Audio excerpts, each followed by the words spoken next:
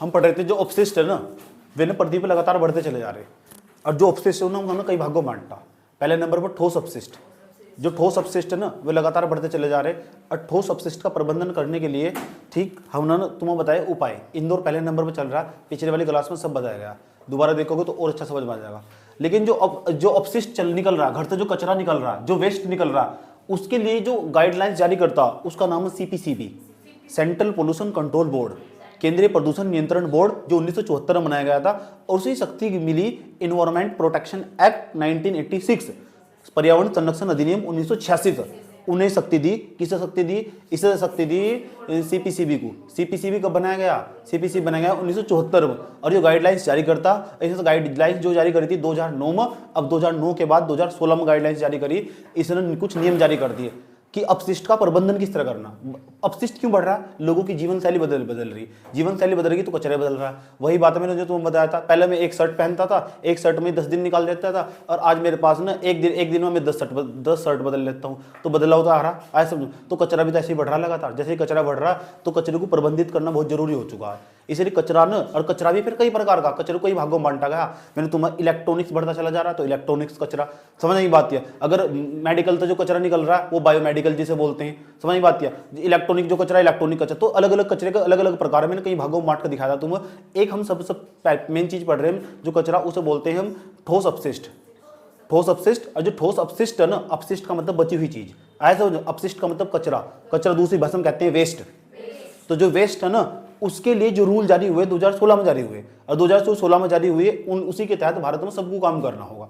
अब सवाल है ठोस अपशिष्ट प्रबंधन के लिए क्या क्या करेंगे हम, क्या नहीं करेंगे। मैंने तुम्हें समझा दिया। सबसे पहले जो कचरा होगा ना, नगर निगम में किस तरह काम चलता होगा, जो लोकल बॉडी होगी उसका काम करना, जो लोकल बॉडी होगी, जो स्थानीय निकाय होगा, स्थानीय निकाय होगा, उसका काम होगा कचरे का मैनेजमेंट करना। जो लोकल बॉडी होगी, जैसे शहर में चले गए, शहर की जो लोकल बॉडी होगी, गाँव के लिए नहीं आए, समझ नहीं बात है। जो शहर में जो लोकल बॉडी होगी ना, शहर में जो लोकल बॉडी होगी, लोकल बॉडी को ना क्या करना होगा, उस कचरे का प्रबंधन उसे दिया गया है। जो नगर निगम वाले होंगे उन्हें दे दिया गया। उसमें तुम्हारे घर कचरा लेने आएगा, मान लो तुम शहर में रहते हो, तुम्हारे घर कचरा लेने आएगा, तो उसके पास 2 बॉक्स होंगे। एक तो होगा ऐसा जिसमें गीला कचरा रखा जाएगा, एक ऐसा होगा जिसमें सूखा कचरा रखा जाएगा। पहले नंबर पर जो कचरा होगा ना, उसका सेग्रीगेशन कर लेना, उसे पृथक्करण कर लेना, अलग अलग कर लेना। उसमें तो सूखा कचरा अलग, गीला कचरा अलग कर लेंगे।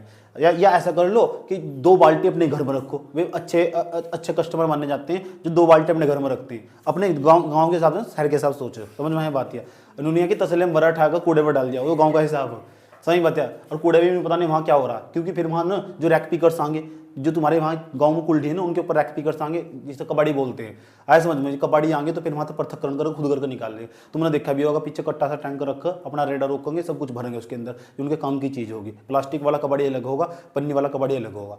वे भी वहाँ सेलिगेशन कर रहे, वे भी वही काम कर रहे कचरे का। ऐसे समझ में, प्लास्टिक वाला, कांच वाला अलग होगा। तो अलग अलग प्रकार, और एक ही कबाड़ी होगा, उसके पास 3 अलग अलग चीज़ होगी, ऐसा भी हो सके। समझ में आया बात है, यही काम चल रहा है। लेकिन गांव में क्या है, जवाबदेहिता नहीं है। अब भारत की आज भी 2/3 आबादी गांव में रहा, भारत ही गांव हो, गांव ही भारत, भारत ही गांव हो, गांव ही भारत। समझ नहीं बात है, इतनी बात बताओ, समझ में नहीं है। लेकिन हम सवाल कि जो मैंने तुम्हें समझा, वीडियो दिखाया था पिछली क्लास में, उस वीडियो को मैंने कहा था तुम्हें देख कर सब कुछ लिख लेना। तुम जो यूट्यूब पर जाकर, गूगल पर जाकर सर्च भी करना, ठोस अपशिष्ट प्रबंधन नियम 2016, ये कहा था मैंने तुम। और यूपीएससी हिंदी ऐसे करके टाइप करके उसका पूरा पीडीएफ पढ़ना, और पढ़ने के बाद ही लिख लेना। हो सकता है इसके नए रूल जारी हो चुके हो, अभी मुझे मालूम नहीं है, अभी मैंने वेबसाइट चेक नहीं करी सीपीसीबी की, तो तुम चेक कर सकते हो कि कहीं नए रूल तो नहीं जारी होंगे 2020 में या 2021 में, नए रूल तो नहीं जारी हुए। ऐसे टाइप करोगे ठोस अपशिष्ट प्रबंधन नियम 2016 के बजाय 2020 चल रहा हो, 21 नए नियम, ऐसे अगर नए नियम आज जारी हुए तो उसका उठाकर लिख सकते हो। समझ में आया बात है, ये अपडेट करने का काम तुम्हारा खुद का होगा। समझ में आया। अब मैं तुम्हें समझाता हूँ, जो 16 वाले नियम वे बड़े काम के नियम, वे काम के नियम, और वे तुम्हें पता ही होने चाहिए उसके तहत हम क्या क्या करना होगा, क्या क्या नहीं करना होगा। क्योंकि 2016 के जो नियम आए हुए ना, बड़े इंपॉर्टेंट है, बहुत महत्वपूर्ण। अभी तो मैं तुम्हें समझा रहा हूँ, जब ठोस अपशिष्ट का तुम प्रबंधन करने चलोगे, इसमें समस्या कहाँ कहाँ आगी। अभी तो जब तुमने पिछले क्लास में वीडियो देखा, उसमें तो लग रहा है सब कुछ बहुत सही हो रहा है, वो सब कुछ सही है, लेकिन उसमें बाधा भी उत्पन्न होती है, चुनौतियां भी आती है। जब ठोस अपशिष्ट का प्रबंधन करने चलते हैं, उसमें चुनौतियां कहाँ कहाँ आती है, ये समझना, चैलेंजेस कहाँ कहाँ हैं, समझ में आई बात है भाई। जो सॉलिड वेस्ट होगा, कचरे को तुम इकट्ठा करने चलोगे, पहले नंबर पर समस्या कहाँ आ गई, दूसरे नंबर पर समस्या कहाँ आ गई, तीसरे नंबर पर कहाँ आ गई समस्या। समझ में आया बात या ठीक कि जब हम ठोस अपशिष्ट उसका जब प्रबंधन करने चलते हैं, ठोस अपशिष्ट थोड़ा समझे, घरों से निकलने वाला कचरा, किचन से निकलने वाला कचरा, घरों से अंदर से प्लास्टिक, लोहा, ऐसा समझ में सब चीजें जो कागज वगैरह सब जो निकल रहा घर से कचरा, उसका अगर तुम मैनेजमेंट करने चलोगे तो समस्या कहाँ आ गई, पहले नंबर पर आ गई उसका सेलिगेशन करने पर। उसका पृथक्करण नहीं कर पाते लोग बिल्कुल भी। क्यों नहीं कर पाते? क्योंकि लोग ना जागरूक ही नहीं है इसके प्रति। समझ में आया बात है। गाँव में बताइए किसे पता, गाँव में किसी को भी पता कि कचरा कौन सा, गीला कचरा कौन सा, सूखा कचरा, सब एक में घुसा रखा, तसल्ली में सब कुछ उसमें, गोबर भी उसमें ही है, आए समझ में, घर का सारा कचरा भी उसमें ही है, कौन इतना झंझट फैलागा, उठाया सारा भर कर डाल दिया।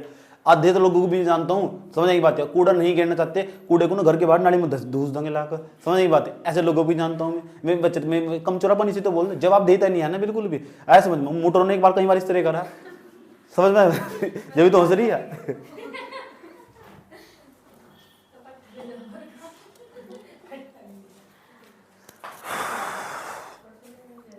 तो नंबर फर्स्ट पहले हेडिंग क्या हमारी आज की, ठोस अपशिष्ट प्रबंधन में चुनौतियां। मेन सा सवाल आया हुआ है तो कि ठोस अपशिष्ट का जब हम प्रबंधन करने चले जा रहे हैं, भले हमने ठोस अपशिष्ट प्रबंधन के लिए नियम 2016 जारी कर दिए, उसके जारी करने के बाद भी भारत के अंदर बड़े पैमाने पर चुनौतियां मौजूद है। कचरा इकट्ठा करने से लेकर कचरे का प्रोसेसिंग तक, लास्ट तक, जब कचरा जब तक ना डीक से जो सेमी कंपोस्ट जो खाद उसमें परिवर्तित नहीं हो जाता, जब तक लास्ट तक सड़क बनाने में कचरा भेजा जा रहा, तब तक भी बहुत बड़ी चुनौतियों का सामना करना पड़ता कचरे को। अब देखो कचरे को प्रबंधित करने में चुनौतियां कहाँ आने वाली है, ठीक। ठोस अपशिष्ट प्रबंधन में चुनौतियां, अपशिष्ट प्रबंधन, ठोस अपशिष्ट प्रबंधन में चुनौतियां।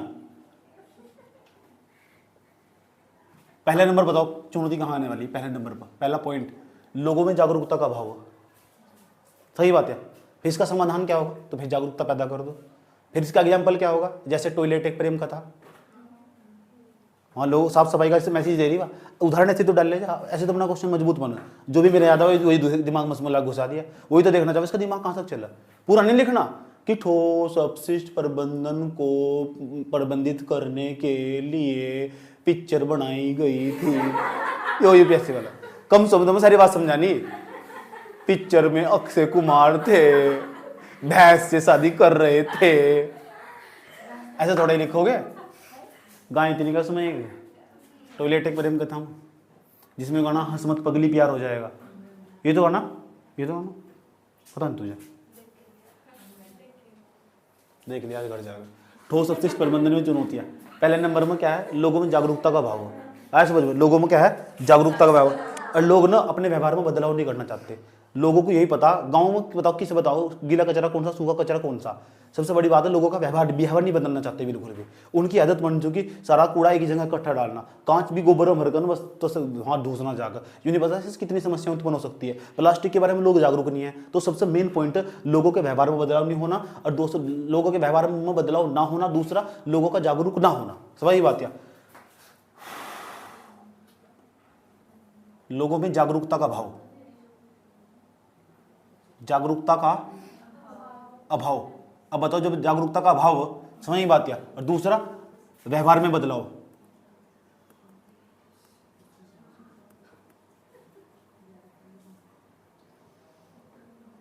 ये तो चुनौती आने वाली, क्योंकि अपना व्यवहार बदलना नहीं चाहते हैं बिल्कुल भी, ठीक। उदाहरण दे सकते हो, जैसे जब उसका उत्तर लिखो तुम, जैसे, ठीक, चलो रहने दो, अभी रहने दो, उदाहरण मत दो। समझ, जब उपाय लिखेंगे जब उदाहरण दे सको। सही बात, जागरूक करने के लिए क्या किया जाना चाहिए, तो जागरूक करने के लिए लोगों को ना नए कार्यक्रम चलाने की आवश्यकता, जैसे जागरूकता अभियान चलाने की, जैसे या भारतीय सिनेमा का सहारा लिया जा सके, एडवर्टीजमेंट का सहारा लिया जा सके, टॉयलेट एक प्रेम कथा मूवी होगी, कुछ और घुसा दो उसमें जाकर, तो तुम्हारे आसपास अभियान चल रहा हो। दूसरे नंबर बताओ और क्या समस्या आ रही कचरे को प्रबंधित करने में। दूसरे नंबर बताओ और क्या समस्या आ रही। यार लोग ना अपनी नैतिक जिम्मेदारी नहीं समझते।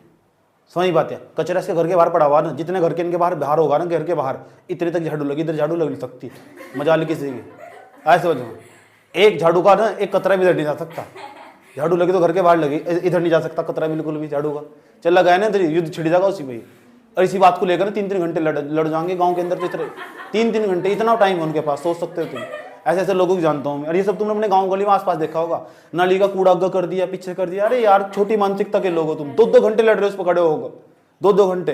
कूड़ा ही तो उसको खुद करने में ना 2 घंटे अगर वो खुद करते ना उनमें तो दो पक्ष की बात, तो खुद भी हो जाता हो इतनी सी देर में।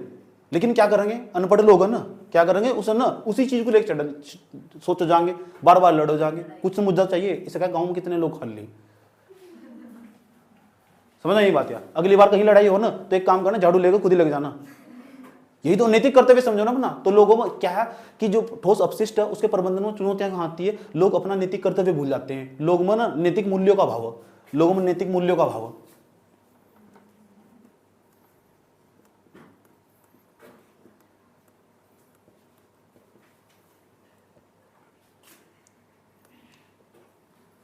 तीसरे नंबर बताओ और कहाँ कहाँ चुनौती आती है। तीसरे नंबर पर कचरे का ना पृथक्करण में बहुत बड़ी चुनौती आती है।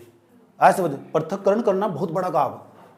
अगर पहले नंबर पर क्या होगा, अगर तुमने घर, पहली बात तो हम घर पर जागरूक नहीं है।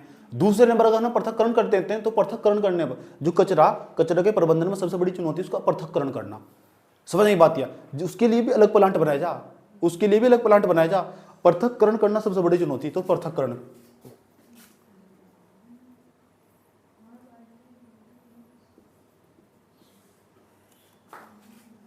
और बताओ चौथे नंबर पर कि कहाँ कहाँ चुनौती आती है ठोस अपशिष्ट के प्रबंधन में, कहाँ कहाँ चुनौती आती है। सबसे बड़ी खास बात है यार, ये जो कचरा लेने जाएगा तुम्हारे घर, उसके पास ना इतने पैसे ही नहीं है, इसलिए कचरा लेने नहीं जाता। दूसरा क्या है, कचरे को उठाते हुए लोग, जो लोग कचरा उठा रहे हैं ना, जो लोग कचरा उठा रहे उनके प्रति लोगों का दृष्टिकोण सही नहीं है। शायद समझ में, साइड से कोई पैंट शर्ट पहन कर आ रहा, उसे तुम भाग कर नमस्ते करोगे, और कोई कचरा उठा रहा उसे नमस्ते नहीं करने के। तो क्या है, छोटी मानसिकता के लोग नहीं है हम हैं कौन, छोटी मानसिकता के लोग नहीं है हम। क्यों? क्योंकि हम पैसे को, उसके पद को वैल्यू दे रहे। तो ये सबसे बड़ी समस्या। क्यों? क्योंकि हमारा दृष्टिकोण, नजरिया सही नहीं है ना हमारा। सही बात है, मैंने वही बात है, लोगों के व्यवहार में बदलाव नहीं है, वहां पॉइंट टूट जाएगा। तो समझ में आया बात है क्या कहने की कोशिश करी जा रही है। दूसरा, उन लोगों के पास धन का भाव हो, अगर उनके पास पैसा बड़ी मात्रा में होगा तो मैंने तुम्हें देखा है हाथ से मैला ढोना, ये एक प्रथा थी ना, इस हाथ से कर रहे, उसके उनके हाथ में ग्लव्स ही नहीं है बिल्कुल भी, और उन्होंने कहीं कहीं तमाम प्रकार की बीमारियों तो ग्रसित होना पड़ता उन्हें कचरे को पृथक्करण करते वक्त या कचरे को इकट्ठा करते वक्त। वे हाथ से, मैं ऐसे ऐसे महिलाओं को जानता हूँ जो हाथ से कचरा ढो रही, और बड़े बड़े रईस जाते ना अंदर महलों में बैठे हुए। और एक दूसरा उदाहरण है, उनके घर के सामने एक महिला हाथ तक कचरा ढो रही, उसके हाथ में ग्लव्स तक नहीं है बिल्कुल भी। क्यों? उसको पूछा ग्लव्स क्यों नहीं है, कि जो नगर निगम के अधिकारी ना उन्होंने ग्लव्स नहीं दिए, और गवर्नमेंट ने तो पैसा दिया था ग्लव्स के लिए, लेकिन हाथ तक क्यों ढो रही। तो हाथ तक कचरा ढोना अनुच्छेद 21 का उल्लंघन है। यस, इस पर लेकर सुप्रीम कोर्ट में कई साल तक बहस चलती रही। ऐसे ऐसे वीडियो मौजूद है, इतने इतने नाले में बढ़कर पूरे शरीर में, और वे साफ सफाई कर रहे हैं। तो उनके लिए क्यों कर रहे हैं? क्योंकि उनके पास मशीन नहीं है। पूछो मशीन क्यों नहीं है? क्योंकि लोकल बॉडी के पास पैसा ही नहीं है। तो पैसे का भाव कि लोकल बॉडी को दान दक्षिणा देना है, कि नगर निगम के तुम अधिकारी, रूड की नगर निगम हो तुम, अधिकारी हो तुम, इनके जाओ पैसे ले जाओ तुम, इन्हें तो कोई चंदा देने में नहीं आता। तो साफ सफाई करने के लिए जो लोकल बॉडी काम कर रही है, स्थानीय जो निकाय काम कर रहा है, उस स्थानीय निकाय के पास धन का भाव हो। ये एक पॉइंट लिखोगे तुम, धन तो सबसे बड़ी चीज हो। अगर जब पैसा आ जाएगा हाथ में तो दिमाग खुद ही काम करेगा, अधिकारी भी खुद ही आएंगे, मजदूर भी खुद ही आएंगे, सब कुछ तो खुद दौड़ कर चला आएगा। समझ में आया बात? तो अगला पॉइंट ये लिखेंगे हम, जो अपशिष्ट प्रबंधन में चुनौतियां क्यों आ रही। तो जो स्थानीय निकाय है ना, उनके पास धन का भाव हो।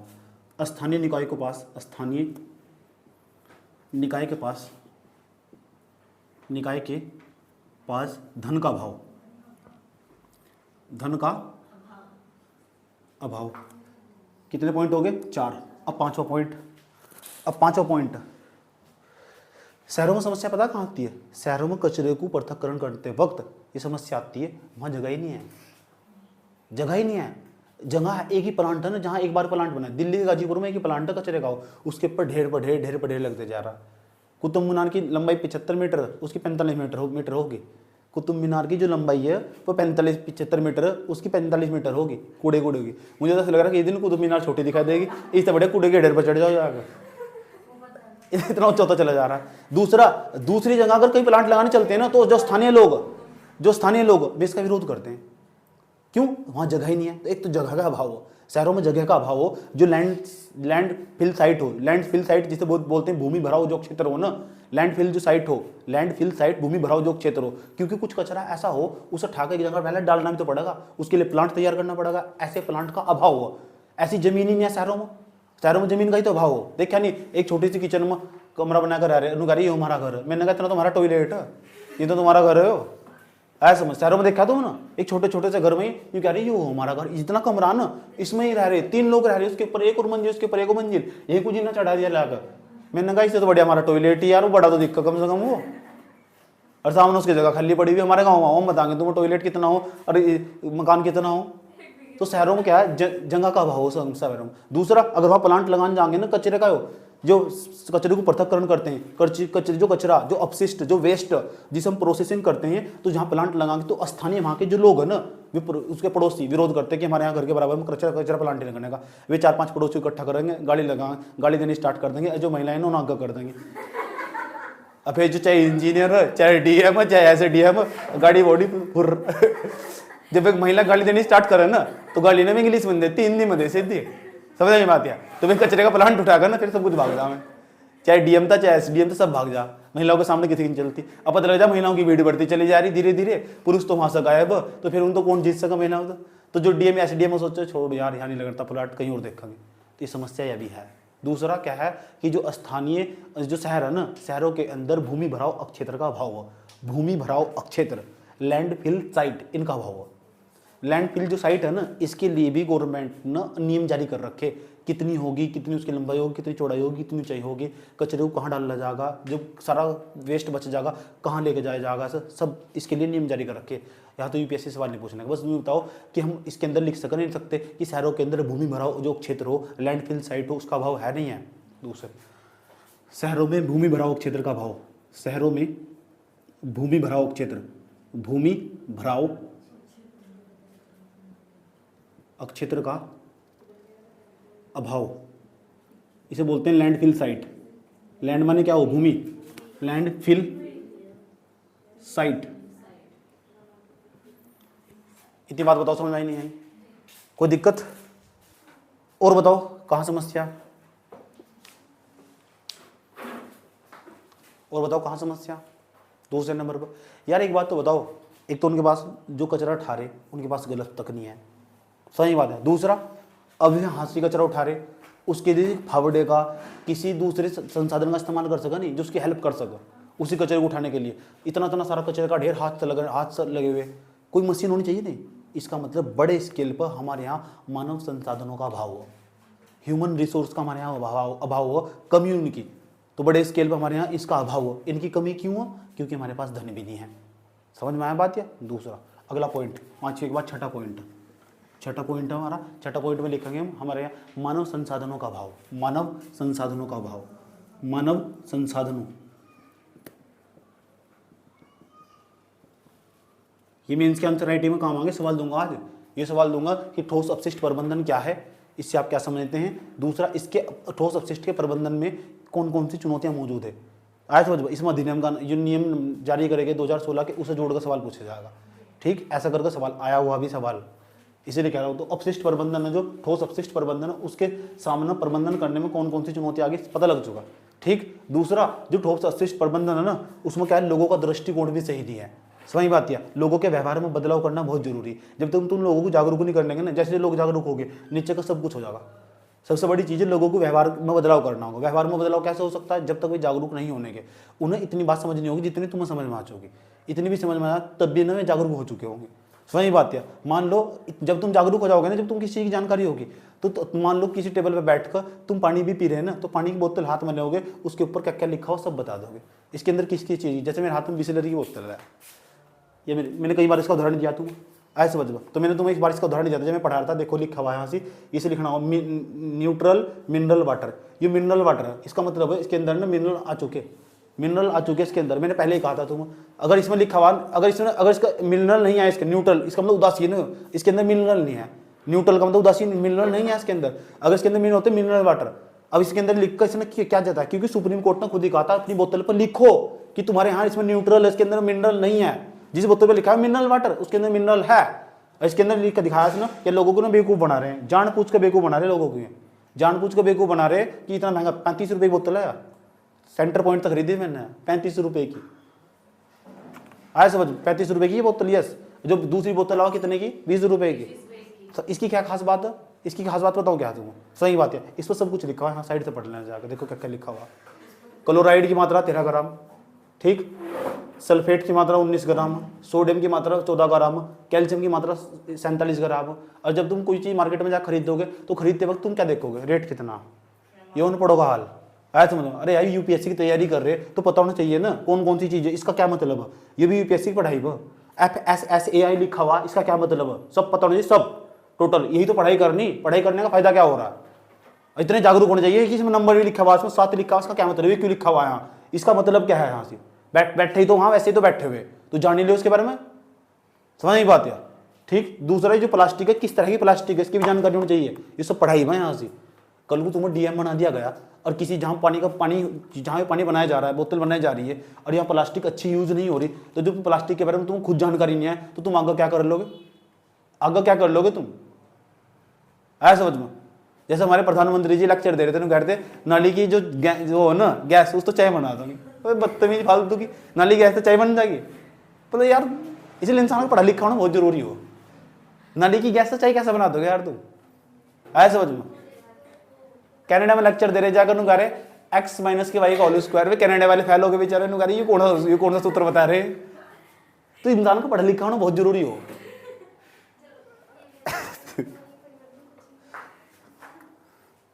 समझ में आया बात या, ठीक। चलो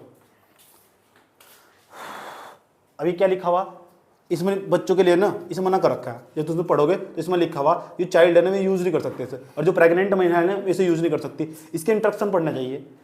सही बात है, थोड़ा ये तुम प्रेग्नेंट लेडी हो और बैठ कर तुम स्ट्रिंग पी रही, बदतमीजी नहीं है, यह बदतमीजी क्यों आई, क्योंकि जागरूक ही नहीं है। जागरूक कब से हो, जागरूक आज अभी इसी वक्त से हो, जब उसको पढ़ना स्टार्ट कर दो। हम पढ़ दे दो नहीं, हम तो बस इसका मतलब रेट कितने का भी इसकी, हमारे गाँव में तो 15 की दे, इसका मतलब और किसी का मतलब नहीं है। इतनी बात बताओ, समझ में नहीं, कोई दिक्कत, ठीक। तो जागरूक बनो थोड़े थोड़े। अब सवाल है, जब हम कचरे को प्रबंधित करने चलते हैं तो उसमें ना प्रबंधन करने में कुछ तरह की कुछ टर्म्स यूज होते हैं। जैसे एक नाम बता रहा हूं, जैव मेथेनीकरण। जैव मेथेनीकरण कल मैंने वीडियो दिखाया था, उसमें बताया था जैव मेथेनीकरण क्या हो। जैव मेथेनी की जब कचरे को प्रबंधन करते चलते हैं, कचरे को कहां कहां ले जाता, पूरा जबरदस्त वीडियो दिखाया है ना। उस वीडियो को मैं ग्रुप में भी सेंड कर दूंगा, दोबारा देख लेना उसे। उसमें एक प्रक्रिया यूज होगी जैव मेथेनीकरण की। तो जैव मेथेनीकरण क्या हो, कुछ टर्मिनोलॉजी वहां तो यूपीएससी सवाल पूछ ला कि जैव मेथेनीकरण है क्या, जैव मेथेनीकरण, तो हम समझेंगे टर्मिनोलॉजी क्या है, आए समझ में, ठीक। एक तो जैव मेथेनीकरण समझेंगे, दूसरे नंबर पर हम समझेंगे जैव उपचार क्या हो, जैव उपचार, ठीक। तो पहले एक काम कर लो, इस पॉइंट को नोट कर लो यहां तक।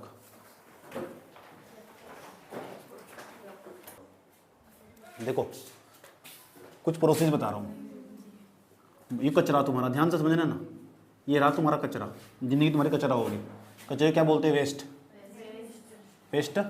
ये वेस्ट को तुम लेके जाओगे ना, जब प्लांट में लेके जाओगे, पहले नंबर तुम्हारे यहाँ घर गाड़ी आ गई, आगे गाड़ी, सही बात है, नगर निगम वालों गाड़ी है, ठीक।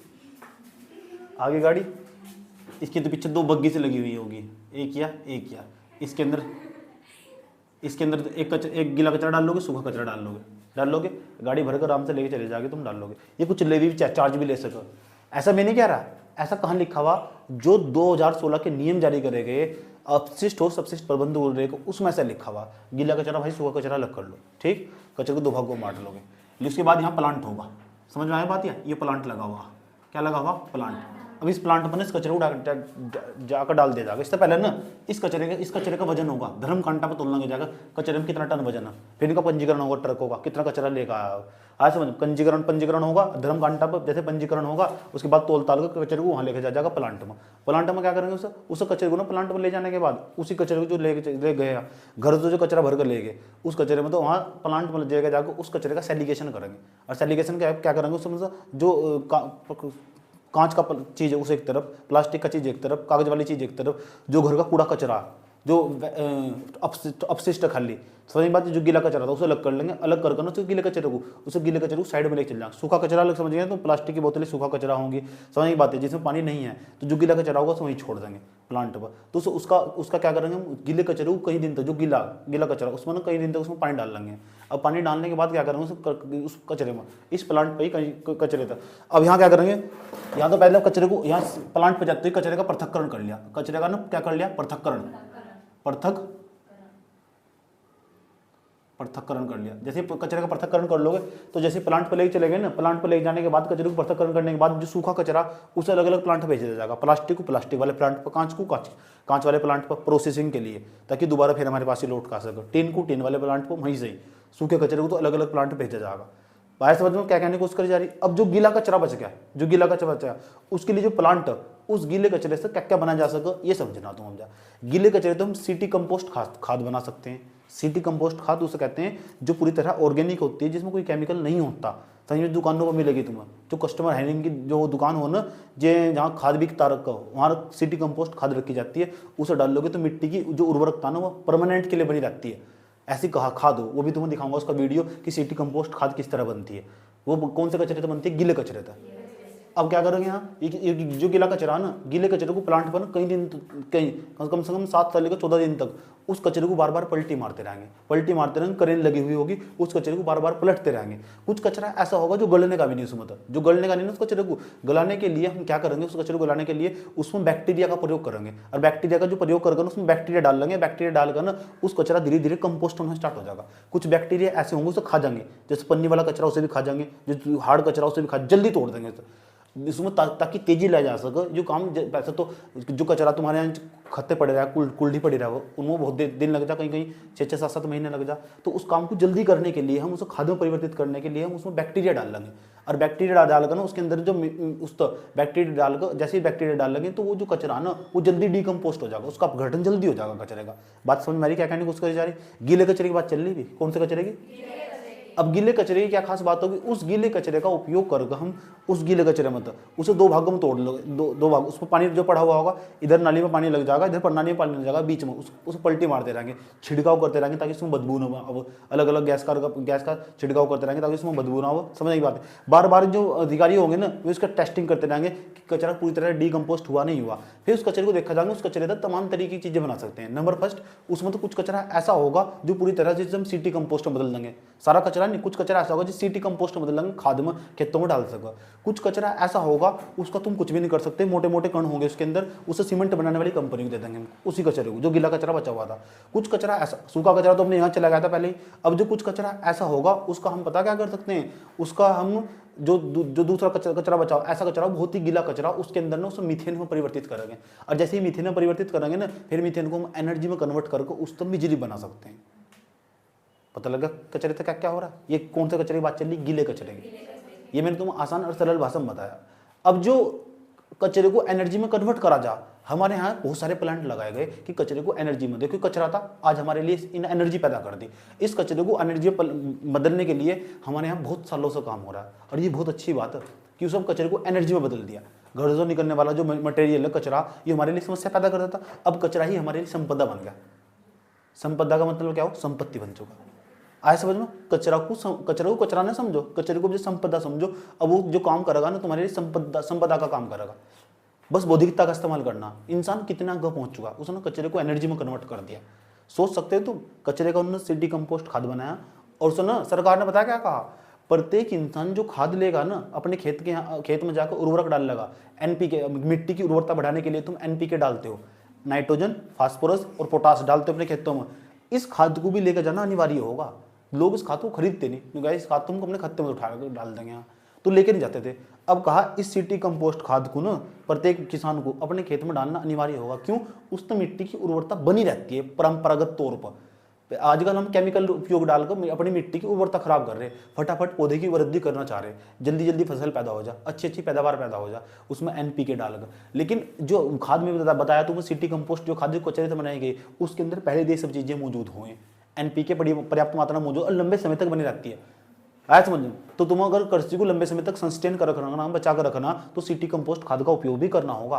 तो जोड़ते चलो चीज़ों को कहाँ कहाँ तक क्या क्या हो रहा है, दिमाग खुला हुआ के क्या क्या हो रहा है इसका, समझ नहीं पाती है। लेकिन ये जो प्लांट थे ना जो कचरे को एनर्जी में कन्वर्ट कर रहे, लेकिन भारत में तेजी के साथ फैल होते चले जा रहे। भारत में जो अभी क्या कह रहा हूँ समझ लो, समझ बात, इतनी बात जितनी मैंने तुम बताई ना ये सबको पता रहा है, ये कोई नई बात नहीं बताई मैंने, तू समझ आई बात यार। ठीक कि कचरे तो हम क्या क्या बना सकते हैं, ऑस्ट्रेलिया के अमेरिका के अंदर जाकर उस कचरे से ईंट बनाई गई और ईंटों का पूरा मकान तैयार कर दिया, कचरे से ही ईंट बनाई गई, समझ की बात यार, और ईंटों तो पूरा मकान तैयार कर दिया उस कचरे से मकान। ऐसी बिल्डिंग दिल्ली में भी ऐसी, और कहा गया जब भी जितने भी सरकारी भवन बनेंगे ना उस सरकारी भवन के अंदर इन मटेरियल तो जो कचरे से बनने वाली जो ईंटें होगी वही प्रयोग होगी। ये भी खास बात कर दी गई, सरकार ने कहा जो भवन संहिता अधिनियम है उसके अंतर्गत कहा गया कि जब कोई भवन बिल्डिंग बनाओगे तो उसमें क्या होगा, उसमें सरकार इन ईंटों को प्रयोग करना होगा। तो बहुत अच्छी बात है, ईंट बनाने वाली सीमेंट बनाने वाली कंपनी को ये कचरा दिया जाता है। देखो एनर्जी से हमने किस तरह जो हो एनर्जी को सॉरी कचरे को हमने एनर्जी में कन्वर्ट कर दिया। बात समझ में आई, कचरे को एनर्जी में कैसे कन्वर्ट करा गया, ये सारे प्रोसेस समझने दूंगा। एक टर्मिनोलॉजी बताना चाह रहा हूँ मैं तुम्हें, जब कचरे को प्लांट पर लेके जाते हैं गीले कचरे को, तो वहाँ उस जब मीथेन में बदलते हैं, किस में बदलते हैं, तो इस प्रोसेस को हम बोलते हैं बायोमिथेनाइजेशन, जैव मिथेनीकरण। तो गूगल पर जाकर टाइप करोगे जैव मिथेनीकरण, इसकी परिभाषा अच्छी तरह लिख लेना, लेकिन मैं आसान भाषा में तुम्हें यहाँ बता रहा हूँ। ठीक, देख लो ध्यान लगाकर अच्छी तरीके से। जैव मिथेनीकरण ही पता होना चाहिए, जैव मिथेनीकरण क्या हो, जैव मिथेनीकरण, मिथेनीकरण इंग्लिश में नाम भी लिख लेना, बायोमिथेनाइजेशन, बायोमिथेनाइजेशन लिख लोगे, बायोमिथेनाइजेशन। इसका जैव मिथेनीकरण का मतलब क्या हो, इसका ये मतलब हो जो कचरा हो, कचरे को ना डिकम्पोस्ट करने के लिए, कचरे को मीथेन में बदलने के लिए सूक्ष्म जीव का प्रयोग करा जा, बैक्टीरिया का प्रयोग करा जा, आए समझ, छोटे छोटे जीवाणु का प्रयोग करा जा, समझ में आ रही बात है। छोटे छोटे जो सूक्ष्म बैक्टीरिया हो, सूक्ष्म माइक्रो बैक्टीरिया हो, उनका प्रयोग करा जा। इस क्रिया को हम जैव मिथेनीकरण कहते हैं। जीवों का जैव कहते हैं जीव सूक्ष्म जीव का प्रयोग, आए समझ, कचरे को कहाँ बदल दिया, मीथेन में। इस क्रिया को बोलते हैं, पूरी प्रक्रिया कहलाती है जैव मिथेनीकरण। बात समझ में आई बात, कचरे को मीथेन में बदलने की पूरी प्रक्रिया जैव मिथेनीकरण कहलाती है।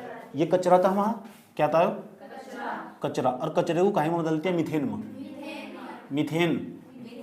और मीथेन का प्रयोग करके तुम मीथेन को कहीं में उसका तुम एलपीजी सिलेंडर में यूज कर सकते हो, समझ में आया, लिक्विड में यूज करते हो, मीथेन गैस बना दी तो बिजली बनाने में उपयोग कर सकते हो इसे। तो कचरे को मीथेन में बदलने लगा, किसके द्वारा, सूक्ष्म जीव के द्वारा, सूक्ष्म जीव कह दो या बैक्टीरिया कह दो, ऐसे समझो, उनके द्वारा। वो प्लांट पर मैंने बताया छिड़काव करा गया था उसका क्या होगा, कचरा कंपोस्ट है, उसके अंदर भी मीथेन पैदा हो गई थी। जब मीथेन पैदा हो गई थी उसके अंदर, तो उस मीथेन का उपयोग कर लिया गया। तो इस पूरी प्रक्रिया को सूक्ष्म जीव के द्वारा, इस पूरी प्रक्रिया को जैव मिथेनीकरण कहते हैं। जैव मिथेनीकरण, बात समझ में क्या क्या समझाएगा, जैव मिथेनीकरण क्या है। एक चीज और आ रही, एक टर्मिनोलॉजी और आ रही इसके बारे में, इसका भी पूरा फुल फॉर्म लिखना, गूगल पर सर्च कर, आलस मत दिखाना बिल्कुल भी, नोट्स एक ही बार बनाओ, बार बार उसका फिर रिविजन नहीं होगा, ऐसा समझ। फिर तुम्हारे दिमाग में तो रहने जैव मिथेनीकरण हमने कभी पढ़ा नहीं। उसके बाद जैव उपचार क्या हो, जैव उपचार, जैव उपचार। तो जैव उपचार दो प्रकार का हो, एक तो हो एक्सिटू, एक हो इनसिटू।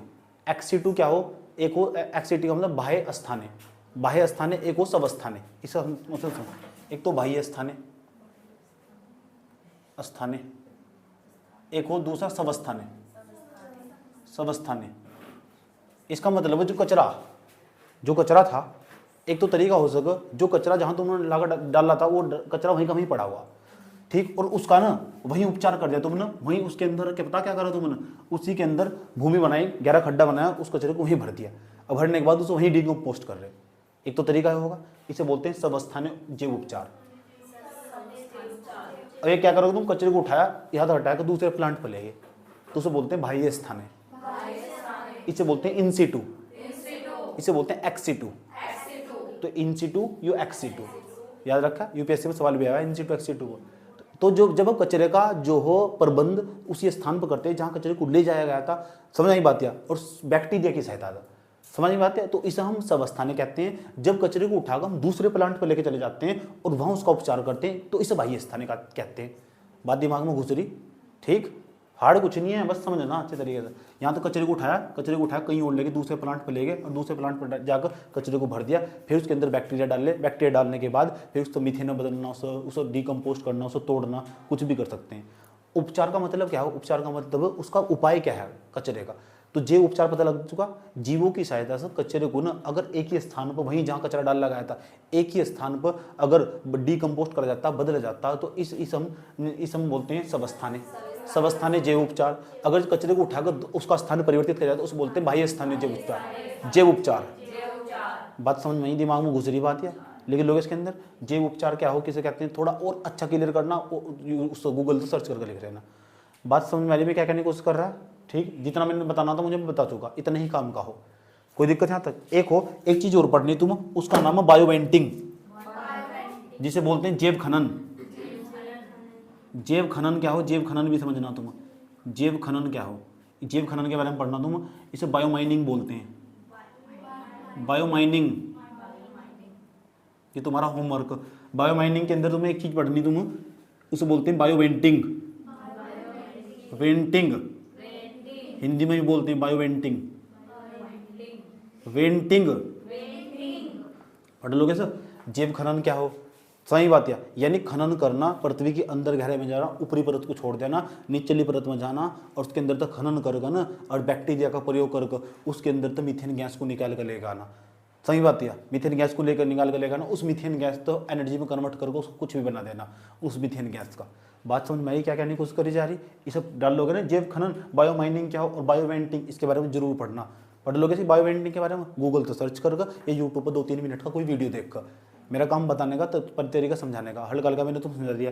मान लो कोई भूमि, उसकी जो ऊपरली परत हो उसमें तो कोई प्रदूषण नहीं है, नीचे लेकिन उसकी निचली परत में चले गए और वहाँ खुदाई करी हमने, पाइप लगा दिया उसके अंदर। पाइप लगाने के बाद क्या हुआ, उसके नीचे तो अंदर तो मीथेन गैस को कन्वर्ट करके ले गए, और जो मीथेन गैस ले गए ना, जो मीथेन गैस, उस मीथेन गैस का हम कहीं भी उपयोग कर सकते हैं। बात समझ में आई? ये कुछ टर्मिनोलॉजी बताई मैंने बोर्ड पर, इन्हें नोट कर लो, इन्हें पढ़ना तमीज से। देखो, जैव उपचार की एक तकनीक, उसका नाम है ऑयल जैपर। इसे समझ लो क्या हो।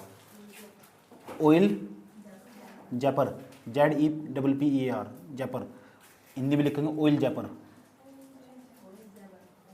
जैपर, ऑयल जैपर टेक्नोलॉजी के बारे में पढ़ना तुम है क्या। देखो क्या पता क्या हुआ, ये जो बड़े बड़े समुद्र है ना, ये जो बड़े बड़े समुद्र, जब ये तेल लेके जाते हैं, और तेल जो हो जैसे पेट्रोल हुआ, डीजल हुआ, ये है क्या चीज़, ये हाइड्रोकार्बन हो सारे। जिसमें हाइड्रोजन भी हो और कार्बन भी हो, हाइड्रोकार्बन। जैसे ब्यूटेन हुआ, ब्यूटेन का नाम सुना है, वो पेट्रोल हो, पेट्रोल का सोच C4H10, उसके अंदर कार्बन भी है, हाइड्रोजन भी है। तो हाइड्रोकार्बन के जो हाइड्रोकार्बन यौगिक हो, जो पेट्रोल डीजल हो, और जब इन्हें कभी कभी क्या हो, समुद्र के अंदर तो कोई जहाज, समुद्र के अंदर कोई जहाज तेल लेकर आ रहा है, और वो पूरा का पूरा जो तेल का टैंकर हो होगा पूरा लीकेज, और लीकेज होगा जो होगा पता क्या हो जा, तो लीकेज होने पर समुद्र के अंदर ना जो समुद्र के अंदर तेल का रिसाव हो जाएगा, और जब तेल का रिसाव हो जाएगा तो जल में रहने वाले जो जीव होंगे वो मर जाएंगे सारे बेचारे। ऊपर ना मरने के बाद तुरंत बाहर आ जाओ ऊपर, ऐसा देखो समुद्र के अंदर ना बहुत सारे, समुद्र के अंदर बहुत दूर दूर तुम मरतक प्राणी दिखाई देंगे, क्रोकोडाइल, कछुए हुए,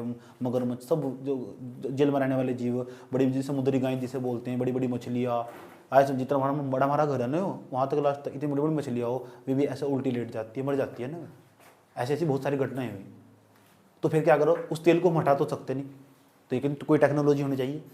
इसलिए हम क्या करते हैं, उसका ज़्यादा इम्पैक्ट ना पड़े समुद्र पर, इसलिए हम वहाँ ऑयल जैपर का इस्तेमाल करते हैं। ऑयल जैपर, तो तुम जानना चाहते हो ऑयल जैपर क्या है, तुम ऑयल जैपर पता लग चुका तुम क्या, ये कट्टे में बोरी में भर का हो, एक पाउडर टाइप का हो। अभी तुम बता रहे हो ऑयल जैपर है क्या, इतना तो पता लग चुका। यूपीएससी ने 2011 में सवाल पूछा हुआ इस पर कि ऑयल जैपर है क्या। तो एक तकनीक है, टेक्नोलॉजी, एक पाउडर है, ये एक पदार्थ है, इसे समुद्र के अंदर डालकर ना जो तेल रिसा हो जाता है समुद्र के अंदर, समझ बात या, उसके प्रभाव को कम करा जा सकता। बात समझ में आई? यूपीएससी ने सिर्फ इतना टेक्निक का नाम पूछा, टेक्नोलॉजी का, लेकिन मैं तुम्हें पूरा ही बता रहा है, इसका वीडियो भी दिखा रहा तुम्हें दूसरा, और तुम सर्च भी कर सकते हो गूगल पर जाकर, पता लग चुका ऑयल जैपर क्या है। ठीक, अब मैं तुम्हारे पास आ रहा, उस वीडियो को भी तुमको दिखा रहा हूँ, समझ बात है, इसे मैं बंद कर रहा हूँ। बात समझ में आ रहा है क्या है ऑयल जैपर क्या है। तो ऑयल जैपर का भी सवाल है, पता कर लोगे ऑयल जैपर क्या चीज़ है। ऑयल जैपर पर सवाल आ चुका, यूपीएससी ने सिर्फ उतना पूछा ऑयल जैपर है क्या, बताओ, तो तुम पता लग चुका है क्या है। तेल रिसाव जो हो जाना समुद्र के अंदर, उसके अंदर समुद्र के अंदर क्या करेंगे, इस बैक्टीरिया को डाल देंगे, पाउडर की फॉर्म में होगा, देखो कट्टे में भर का आता ऑयल जैपर लिखा रहा है इस पर, ऑयल जैपर। और जहाँ तेल रिसाव होगा ना, तेल रिसाव होगा उस क्षेत्र में से डाल देंगे, डालने के बाद क्या करेंगे, ये बैक्टीरिया तुरंत एक्टिव हो चुका होगा, जो तेल के कण होंगे ना उन्हें खा जाएगा, और खाने के बाद उस CO2 में और जल में कन्वर्ट कर देगा, ज़्यादा मात्रा में जल निकाल लगा, तो जल ही बन चुका होगा उसका। तो कितनी बेहतरीन टेक्नोलॉजी जिन्हें खोजी है, टीरी नाम की संस्था, TERI, टीरी नाम की संस्था ने वर्ष 1996 में खोजी है। ये कट्टा इस तरह का दिखाई दे रहा है तुम, कट्टा सा, ठीक। किसने किया, इसमें हुआ क्या था, एक ये है एनर्जी इफिशियंसी यानी कि ऊर्जा दक्षता पर रिसर्च करता है, ठीक है। ये देखो इसका नाम है टीरी का, the energy and the resource institute, TERI, the energy and resource institute, resource institute, NGO भी है। ये काम किसमें करता है, अब इसके बारे में और जान लेते हैं। टीरी की स्थापना हुई थी 1974 में, टाटा एनर्जी रिसर्च इंस्टीट्यूट के नाम से था पहले, टाटा एनर्जी, तो भारत का ही है टाटा, आया समझ में, टाटा के बारे में बताने की जरूरत नहीं है। दूसरा 2003 में ऊर्जा संसाधन संस्थान नाम दिया गया इसका, मुख्यालय इसका नई दिल्ली में, इतना कभी पूछने का नहीं, बस इतना टीरी ने बनाया, TERI 1996 में, कब, बात बताओ समझ में आई नहीं है, मजा आएगा पूरा का पूरा, ऑयल जैपर पर सवाल आया कर लोगे, ठीक, पता लग चुका पूरा का पूरा।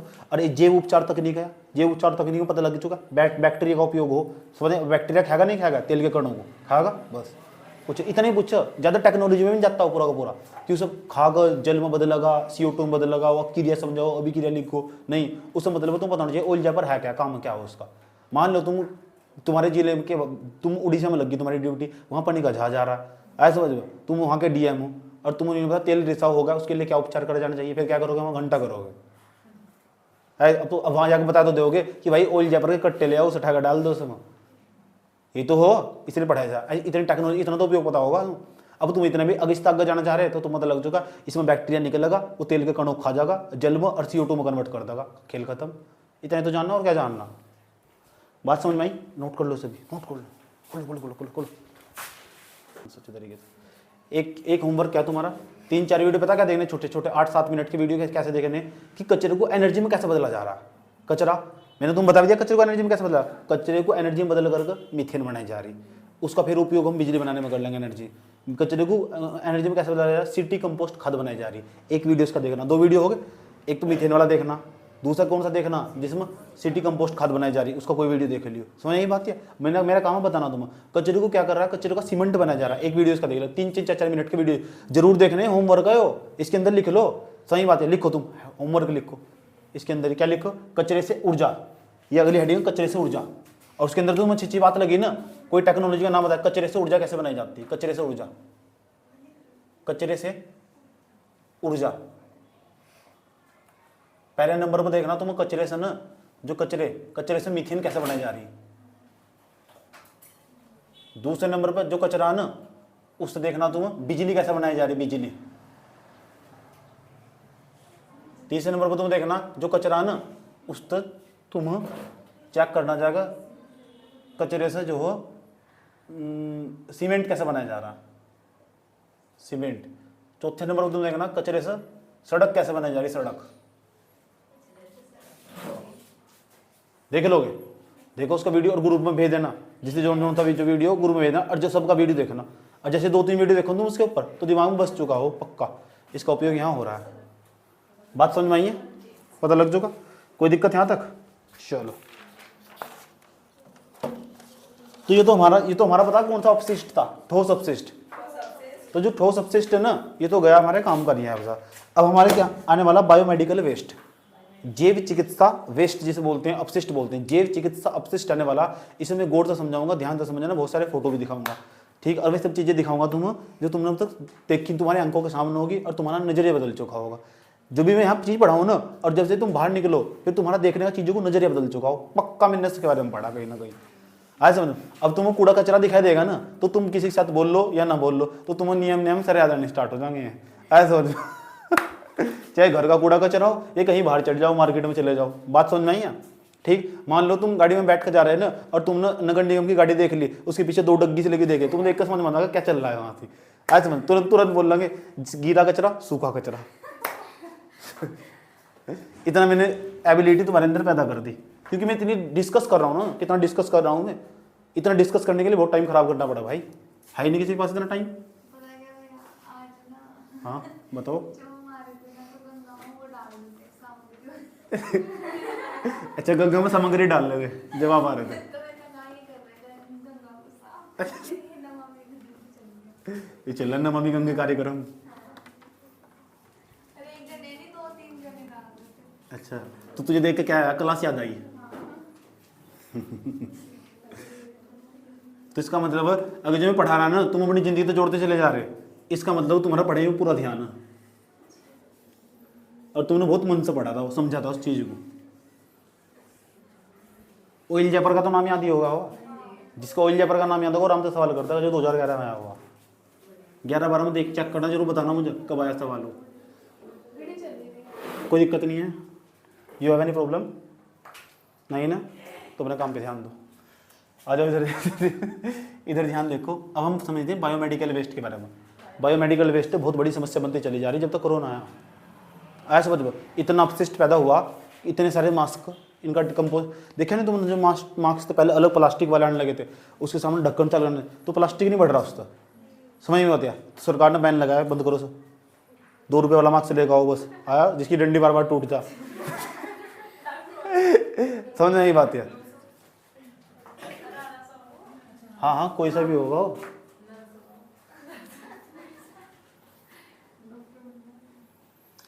तो अब हम समझेंगे जो बायोमेडिकल वेस्ट है, ये बहुत सर में दर्द कर रहा है। बायोमेडिकल वेस्ट को लेकर पक्का सवाल पूछेगा, ठीक, क्योंकि बायोमेडिकल वेस्ट तेजी के साथ बढ़ा, समझ नहीं बात यार। और जब कोरोना काल आया तब तो तेजी और भी तेजी के साथ बढ़ा। कैसे कैसे उसका प्रबंधन करना होगा, इसके लिए 2016 में गाइडलाइंस जारी कर दी गई थी और 2020 में नई गाइडलाइंस आ चुकी थी। समझ में आई बात? 2016 में तो गाइडलाइंस जारी कर दी गई थी, 2016 में नई गाइडलाइंस आ चुकी थी, समझे? 2016 के बाद 2020 में नई गाइडलाइंस आई, वो भी पढ़ेंगे, दोनों पढ़ेंगे तमीज से। पहले नंबर पर हम समझेंगे बायोमेडिकल वेस्ट है क्या वाला, पहले इस पर जाओ। जो बायोमेडिकल वेस्ट इसे किस कौन कौन क्या क्या कर सकता है? जैव चिकित्सा, बायोमेडिकल वेस्ट, पहले लिख दे दो मेडिकल वेस्ट, इसे बोलते हैं जैव चिकित्सा। अपशिष्ट, चुप हो जा, जैव चिकित्सा अपशिष्ट, ठीक।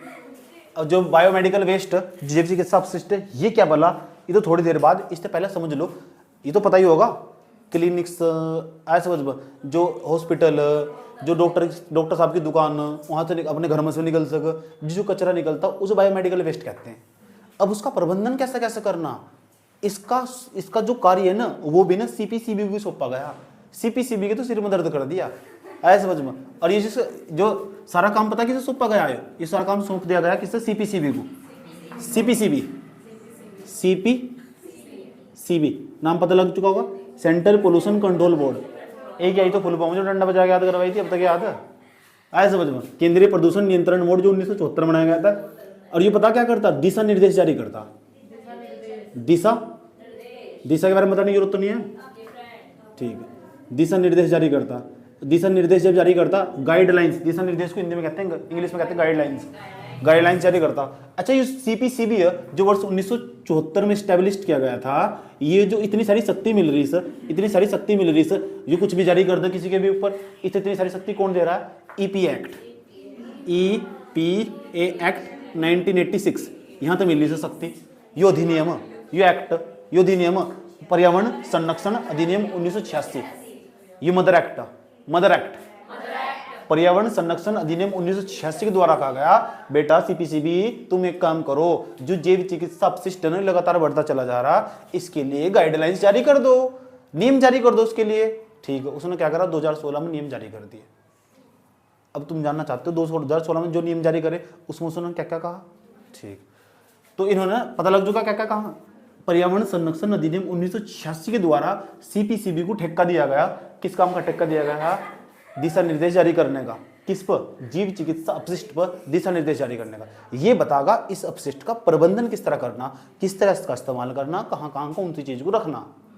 शायद समझ पहले क्या हुआ था करता था 2016 से पहले, जो डॉक्टर साहब थे उनके यहाँ की बाल्टी हुआ करती थी, उस बाल्टी के अंदर भी पन्नी नहीं है, पॉलिथीन ही नहीं है बिल्कुल भी। और जो पॉलिथीन थे ना एक ही बाल्टी में सिरिंज में ही उसमें किसी को इंजेक्शन लगाया, उसकी मांसपेशियां काट कर वहाँ दूसरा टांग के भरे, वो अभी अपशिष्ट उसमें डाल दिए। समझ नहीं बात क्या? जो ग्लव्स थे, हाथ इस्तेमाल कर रहा वे भी उसमें ही, ग्लूकोज की बोतल है वे भी उसमें ही, सारा जो कूड़ा कचरा था एक ही जगह लिप्त हो चुका। अब जो कूड़े वाला आया वो हाथ की उसकी सफाई करेगा और उसके हाथ में ना सिरिंज चुभ गई, जैसे इसके हाथ में सिरिंज चुभ गई तो जो उसके अंदर संक्रमण था ना वो उस जो रैक पिकर्स आया, जो कबाड़ी आया हो उसके हाथ में चला गया उस संक्रमण। अगर उसे HIV एड्स था ना तो उसे HIV एड्स हो चुका बिना किसी कारण के। समझ नहीं बात है क्योंकि वो साफ सफाई कर रहा था और 7-8 दिन बाद उसकी मृत्यु है। ऐसे बहुत सारे केस देखे गए। अब सिस्टम तो कुछ तो करना था तो करा। बात समझ में आई है? बात क्या कहनी?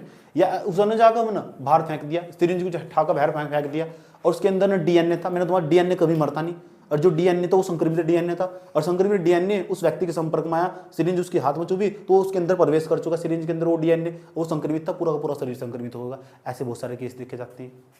बात समझ में आया? तो इसका प्रबंधन करना बहुत जरूरी था भाई। कोरोना काल में देखा नहीं, डोंट टच मी। कोरोना काल में ही था तो डोंट टच मी। जो मास्क एक बार किसी ने यूज कर लिया, ऐसे थोड़ा एक गरीबी आ रही तो एक मास्क घर में सब यूज करेंगे, पहले तूने लगा के निकल और दूसरे तूने लगा के निकल, अलग अलग मास्क यूज करा सब ने। समझ की बात है?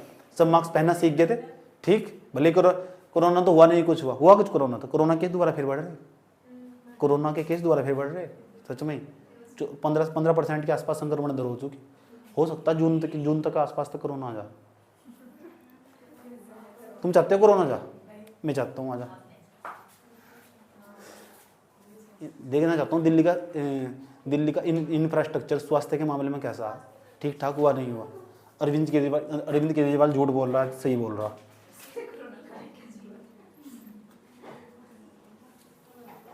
आया समझ में?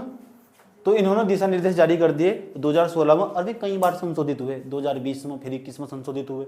समझ में आई बात? तो जो बायोमेडिकल वेस्ट उसे लेकर जो गाइडलाइंस जारी करने की जिम्मेदारी हो, रिस्पॉन्सिबिलिटी हो, जिसका उत्तरदायित्व हो, वो किसका हो? CPCB का, सेंट्रल पोल्यूशन। बेटा मांगे नाम इधर देख लो, एडजस्ट होता नहीं है। सेंट्रल पोल्यूशन कंट्रोल बोर्ड, इसके द्वारा दिशा निर्देश जारी करे गए। इस शक्ति की नदी पर्यावरण संरक्षण जो अधिनियम 1986 ना, आया समझ में? CPCB पता लग गया, मंगलौर में CPCB, ठीक है। हाँ मंगलौर में तो नहीं है, और कहाँ से? बहुत जाडी में। इतनी बात बताओ, समझ में नहीं आई, वो दिक्कत तो नहीं अंदर, ठीक। अब हम जो दिशा निर्देश जारी कर दिए गए, दिशा निर्देश जो जारी कर दिए गए ये 2016 में जारी करे गए। दिशा निर्देश जारी करेंगे 2016 में, और 2016 से लेकर ना अब तक कई बार संशोधित हो चुके। जितनी बार भी संशोधित का मतलब समझते हो, जो ओरिजिनल अधिनियम थे उनमें पहले कुछ और था, किसी को क्या पता था आने वाला कोरोना भाई साहब। आज जब कोरोना, किसी को नहीं पता कोरोना आने वाला, जब कोरोना है सब कुछ तो बदल गया। भारत की अर्थव्यवस्था दो भागों में बांटते हैं, कोरोना से पहले कोरोना के बाद। आए समझ में? कोरोना से पहले जो हुआ वो अलग था, कोरोना से बाद जो हुआ वो अलग था। आए समझ में? ठीक। तो पहला पॉइंट और दूसरा पॉइंट, नियम जारी कर दिए गए। अब जो नियम जारी कर दिए गए, पहले मैं तुम्हें बता रहा हूँ, इन नियमों के अंतर्गत ही पहले ही समझाया गया था। 2016 के नियमों के जो जारी करे गए थे उन्होंने नाम तो जानते हैं, जैव चिकित्सा अपशिष्ट पर नियम, जैव चिकित्सा अपशिष्ट पर नियम 2016। जैव उनके अंदर जैव चिकित्सा अपशिष्ट क्या हो इस बात को परिभाषित करा गया था, और वह परिभाषा लिखवा रहा हूँ, वो अब तक नहीं बदली गई।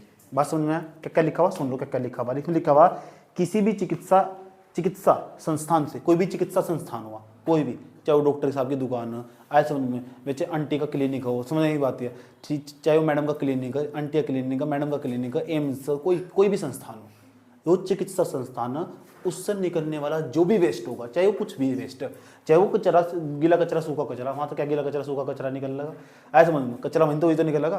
भाई सुनार की दुकान का जो कचरा होगा वो सोने के भाव बिकेगा, सुनार की दुकान में जो कचरा होगा वो किसके भाव बिकेगा? और तुम किसकी दुकान में हो इस टाइम? सुनार की दुकान में हो, तो यहाँ जो कचरा मिल रहा, तुम्हें जो ज्ञान मिल रहा है ना, वो पढ़ाई वाला है तो ज्ञान मिलेगा। एक पढ़ाई वाले इंसान तो तुम क्या पूछोगे, पढ़ाई वाले और क्या बताएगा, बाबू सोना के साथ बात कैसे करें, थोड़ा बताएगा वो तुम। कितनी घुस हो रही है, पढ़ लो।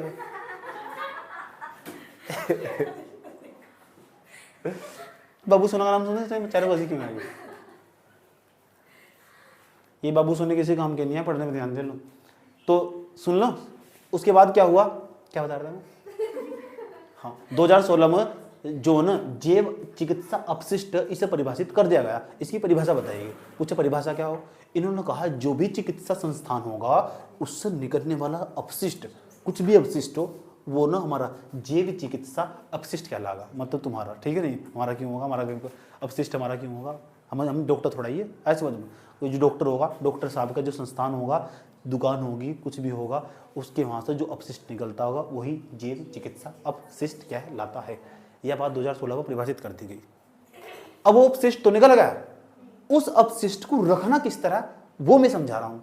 और उसके लिए ना पता क्या कहा गया, उसके लिए biomedical waste management rule 2016, biomedical management waste, biomedical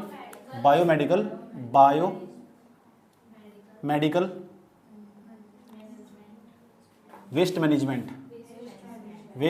management rule 2016 ये जारी कर दिए गए। हिंदी में नाम लिख दोगे, जैव चिकित्सा अपशिष्ट प्रबंधन नियम 2016, जैव चिकित्सा अपशिष्ट प्रबंधन, मैनेजमेंट का मतलब प्रबंधन नियम 2016। और इन्हीं नियमों के अंतर्गत इस जैव चिकित्सा अपशिष्ट को परिभाषित कर दिया गया था। और इन्होंने पता क्या कहा, इनमें क्या कहा गया, इनमें कहा गया आपको ना, आपका संस्थान, जी हाँ आपका संस्थान, आपका हॉस्पिटल है, जिस संस्थान हॉस्पिटल है, तो आपको पता क्या करना होगा, आपको अपने यहाँ 4 बाल्टी रखनी होगी। कितनी बाल्टी? अब इनका सिर का दिमाग खराब, नहीं रखोगे तो कार्रवाई होगी। और कार्रवाई कौन करेगा? सीपीसीबी। ऐसे समझ में, सीपीसीबी स्टेट के जो बोर्ड होंगे, एसपीसीबी के, उन्हें निर्देश देगा, फिर उनके अधिकारी जो होंगे इनके यहाँ चेकिंग करने पहुंचेंगे। हो सकता है डीएम साहब ही पहुंचा छापा मारने, क्योंकि डीएम साहब को अलाउ हो कहीं भी किसी भी संस्थान में छापा मारने का। डीएम मतलब मालिक, कहीं भी किसी भी संस्थान में जाकर घुस जाओ बिना परमिशन के, विदाउट परमिशन, मालिक हो उस जिले का हो, उस जो चाहेगा वो एक एक चीज़ की निगरानी कर सका। रात के 12 बजे तक कहीं भी घुस जाओ, कोई दिक्कत नहीं है। ऐसे वजह ठीक, बस अथॉरिटी होनी चाहिए हाथ में। किसी तुम्हारे खिलाफ कुछ करना हो, मान लो तुम डीएम बन चुके, डीएम बनते तुम कहीं भी किसी भी संस्थान में जाकर रात को 12 बजे छप्पा मार सको, कोई नहीं रोक सकता तुम। मान लो किसी के साथ तुम्हारी दुश्मनी, ठीक, काजल ने किसी को बोल रखा था 1 4 3, ऐसा समझ में, उन्हें एक्सेप्ट नहीं करा, चल मेरी तो पहली गर्लफ्रेंड है, ऐसा समझ में। अब क्या कहेगी, जैसे डीएम बन जाएगी फिर उसको घर में जाकर छप्पा मारेगी, मेरी खड़ा हो रात को 12 बजे से खड़ा कर दिया, खड़ा हो, बदले नहीं, वही कल ऑफिस में जाना, गाना वही, ठुकरा के मेरा प्यार मेरा इंतकाम देखेगा, फिर चश्मा लगा बैठी हूँ। उसने कहा अरे काजल तुम, काजल नहीं काजल मैम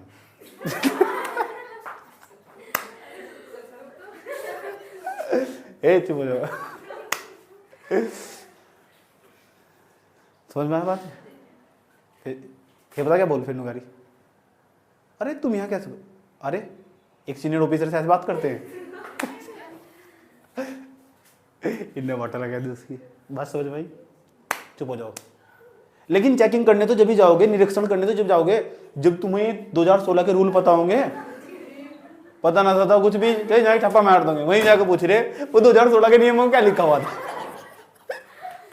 ऐसा थोड़ा ही है कि किसी चिकित्सा संस्थान में छापा मारने चले गए, वहीं जाकर अपने जो पर्सनल असिस्टेंट, जो पीए पर्सनल असिस्टेंट है उसको पूछ रहे वो 2016 की कॉपी खोल कर दिखाया करे भाई जी ने लिखवाया था ऐसा थोड़ा ही करो बड़े अजीब आदमी हो। तो जानना चाहते हो उसमें क्या क्या था? चल पहले हंस लो क्या कॉपी साथ लेकर देखो क्या कहा गया 2016 के जो मैं रूल जारी कर देंगे ना, उसमें क्या कहा गया, ध्यान से देख लेना अच्छा तरीके से, ठीक। कि जो चिकित्सा संस्थान होगा ना, बेटा एक काम करो, चिकित्सा संस्थान जानो तुम, सीपीसीबी ने कहा देश के जितने भी चिकित्सा संस्थान है, बेटा चिकित्सा संस्थान एक काम करो, अपने यहाँ 4 बाल्टी रखनी होगी। गाँव में चले गए ना अपने यहाँ से, डॉक्टर साहब के यहाँ 4 बाल्टी नहीं मिले ना उनके यहाँ से, संस्थान होना चाहिए वो, नहीं दुकान पर कभी जाकर उस एडवाइस देना स्टार्ट कर दिया। समझ में आई बात है? तो 4 जो हो 4 बाल्टी होनी चाहिए, और चारों बाल्टियों कलर भी निर्धारित करा गया, कौन सी बाल्टी में कैसे कैसी चीजें रखी जाएगी। अब ध्यान से देख लेना, यहाँ तक हो सकता है सवाल पूछ लो। ये 4 बाल्टी दिख रही तुम, देखो सेलिगेशन कैसे करना होगा, सेरीगेशन कैसे करना होगा, देखो segregation of the solid biomedical waste, जो सॉलिड बायोमेडिकल वेस्ट होगा उसका मैनेजमेंट कैसे करना होगा। ब्लैक बाल्टी दिख रही, ब्लैक बाल्टी, ब्लैक बाल्टी के अंदर पता क्या लिखा हुआ, प्लास्टिक जितने भी प्लास्टिक जो चीज़ होगी, प्लास्टिक से रिलेटेड चीज़ होंगी वो सारी इसमें भरनी होगी। काली वाली बाल्टी प्लास्टिक से रिलेटेड जितनी बाल्टी होगी इसमें भरनी होगी, ऐसा समझ लो। और जो मेटल से संबंधित होगी, मेटल से धातुओं से संबंधित होगी, कुछ भी चीज़ है वो काली बाल्टी में रखनी होगी, धातु से संबंधित जो काली चीज़ होगी, ऐसा समझ लो। ब्लैक ब्लू,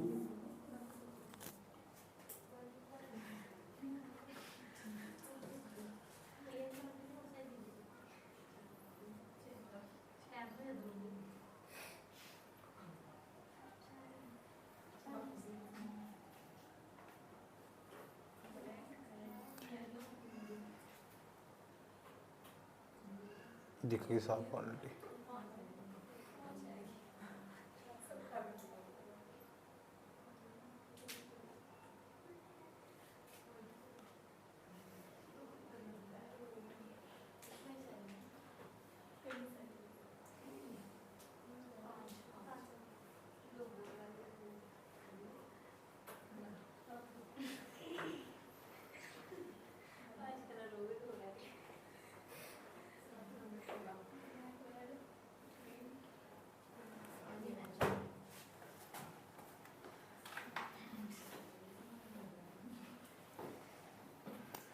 कहाँ चला गया वीडियो, आप दिखा दीजिए।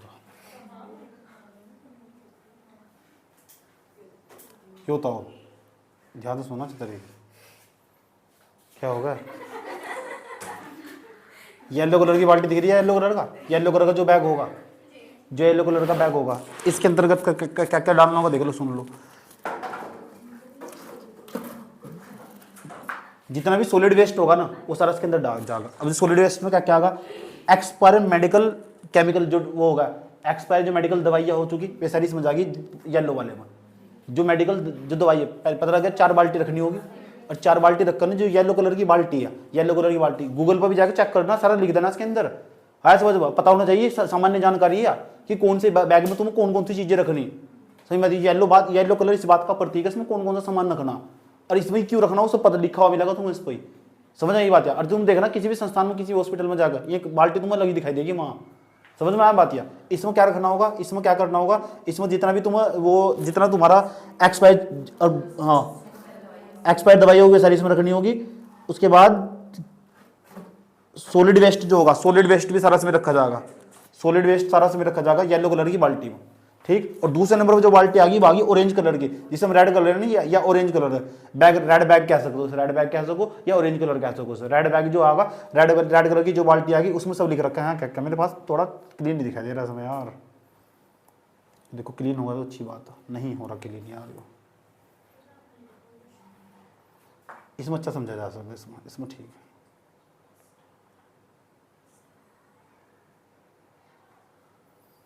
देखिए येलो कलर का दिखाई दे रहा है, इसमें क्या क्या है, पोस्ट ऑपरेटिव बॉडी पार्ट्स, जो बॉडी पार्ट्स होंगे ना वे इसमें उठा कर डाल लगेंगे, ठीक। प्लास्टर ऑफ पेरिस, जिसका हड्डी उड्डी से प्लास्टर काटा गया, दंती से काट दिया प्लास्टर को, आया तो जिसकी हड्डी टूट गई थी उसे इसमें डाल लगे ठाकर, इसमें लिख रखा देखो अच्छे तरीके से। कॉटन वेस्ट, जो कॉटन का कपड़े का यूज होकर उसे इसमें डाल लेंगे। समझ में आया बात ये। उसके बाद जो कपड़े होंगे, कपड़ों का जो सामान होगा वो भी इसमें। फेस मास्क है ना वो भी येलो में जाएगा, फेस मास्क जो चेहरे पर मास्क लगा रखते हैं वो भी इसमें जाएगा। उसके बाद एक्सपायर मेडिसिन में भी इसमें जाएगी। बायोटेक्नोलॉजी लैब वेस्ट जो होगा, बायोटेक्नोलॉजी का लैब वेस्ट होगा उसका, वो भी इसमें जाएगा। इसमें निशान भी दे रखे, देखो अगर किसी को पढ़ना नहीं आता ना, निशान भी दे रखे इसमें, ऐसे समझ में कौन कौन सी चीज़ें इसमें जाएगी, सबसे बड़ी खास बात है। अब इसमें क्या क्या जाएगा, रेड वाली में, रेड का मतलब भी खतरनाक हो, इसे टच नहीं छुआने नहीं करना, रेड का मतलब भी खतरनाक हो, रेड ही मुझे पसंद है, ऐसे समझ में। सिरिंज जो सुई हो वो इसमें जाएगी, वो खतरनाक हो क्योंकि उसके अंदर तो डीएनए हो, जो संक्रमित डीएनए उसके अंदर ही होगा। किसी को इंजेक्शन लगाया, मान लो काजल का इंजेक्शन लगाया, ऐसे घुस गया किसी कोशिकाओं में, इसके इंजेक्शन बाहर निकाल लिया, ऐसे कोरोना वायरस था और उसकी सुई इसमें डाल दी, ऐसे वजह और थायरा में तो कोई साफ सफाई करने वाली आई और बस सुई गई उसको चुभ, तो उसका जो संक्रमित डीएनए इसके अंदर पहुंच जाएगा तो फिर कोरोना इसके अंदर ही प्रवेश कर जाएगा। समस्या, इसलिए तो रेड बाल्टी बनाई गई इसके अंदर। इसलिए थोड़ा थोड़ा दिमाग से बिंदे लगा। रेड का मतलब क्या, खतरे का निशान नहीं होता है।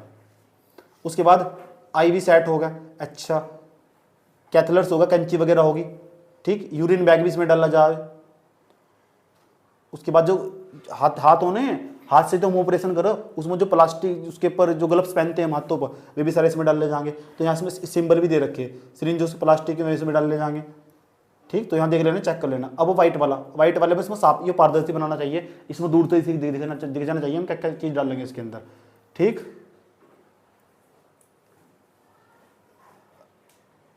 सिरिंज विद आउट नीडल्स, इसके अंदर नीडल्स डालेंगे, जो बड़ी बड़ी नीडल्स होगी, बड़ी बड़ी नीडल्स होगी इसके अंदर डाल लेंगे ताकि दूर तक दिख जा। इसकी बहुत हानिकारक है, उसमें साफ साफ उसमें भयंकर चीज़ पड़ी हुई, इसलिए जो व्हाइट कलर वाला ना उसको पारदर्शी रखेंगे, जो व्हाइट कलर वाला उसको पारदर्शी रखेंगे, ठीक। उसके बाद ब्लेड्स, जो ब्लेड्स होंगे जिस हमने कुछ कोशिका काटी होगी, मान लो छोटी आंत तुम्हारी खराब हो चुकी, उसको काट के वहाँ दूसरा बीच में पार्ट जोड़ा, समझ बात, उस ब्लेड का प्रयोग करा होगा, जब ब्लेड का प्रयोग करा होगा उसमें डाल लेंगे, दूर से दिखाई दे जाएगा वो। तो जो इसमें ना ये सारे के सारे तुमको लिखने कौन कौन सी चीज़ इसमें डाल लेंगे। ये ब्लू कलर का देख लो, उसमें क्या क्या डाल लेंगे। ग्लास, कांच जो होगा, कांच का कुछ भी यूज हुआ, कांच का बर्तन कुछ भी यूज हुआ उसमें डाल लेंगे। धातु से रिलेटेड कुछ भी यूज हुआ इसमें डाल लेंगे। किसी के नेल्स होंगे, नाखून काटे गए, इसमें डाल लेंगे। मेटेलिक बॉडी पार्ट, मान लो किसी के शरीर में मतलब कोई लोहे की रोड लगी हुई थी, उसे निकाल लगाया और फिर से इसमें डाल लेंगे। सही बात है, समझ में आ रही बात है। तो ब्लू कलर में क्या डाल लेंगे और व्हाइट कलर में क्या डाल लेंगे, रेड कलर में क्या डाल लेंगे, समझ में आया। और जो है ना, जैसे ग्लूकोज की बोतल लगी किसी को, उसे ब्लू कलर में डाल लेंगे। जैसे किसी को ग्लूकोज की बोतल लगी ना, इस वाले बॉक्स में डाल लेंगे उसे। अब बताओ तुम्हारे यहाँ चिकित्सा संस्थान आसपास देखे तुमने 4 बॉक्स, ये सही बात तो होंगे वहां से, तुम थारे ध्यान ही नहीं गया वहां, आया समझ में। अब जाओगे तो हॉस्पिटल में या चिकित्सा संस्थान में घुसने तो पहले ही देखा, चेक कर ना, समझ में यही बात है। क्योंकि आगे भी तो ये काम करना, देखना चारों चारों बॉक्स वहाँ मौजूद है नहीं है, और कौन सी चीज, उसका जो कचरा ना उसका सेलिगेशन वहाँ कैसे हो रहा है, जो बायोमेडिकल वेस्ट है उसका सेलिगेशन अच्छी तरह हो रहा नहीं हो रहा, उसका पृथक्करण वहाँ, इस कचरे का पृथक्करण करने के लिए बनाई गई है। बात समझ में आई है। कॉपी में अच्छी तरह बना लेना ना, साफ। अब ये मत कर लेना काजल की तरह बैठ कर कलर भर रहे येलो कलर, उस पर लिख देना येलो कलर, आप देते ना ठहली उसमें येलो कलर भरा बैठ कर, समझ कहाँ जाए UPSC तैयारी कर रहे हैं, सही बात है। कलर बनाने खेल रहे हैं वहाँ। इसे भी नहीं तो एक पेन लेने के लिए राम कुमार की दुकान पर चक्कर लगाने जागी, फिर घर आ गई, फिर से जब तक येलो नहीं मिलने का पड़ोसी कहाँ जागी, मम्मा जी यहाँ 2 घंटे भी था। तेरा ही नाम का जगह क्या, इधर ही बैठी हुई, इसका मतलब यही काम तो ही करो, देखा।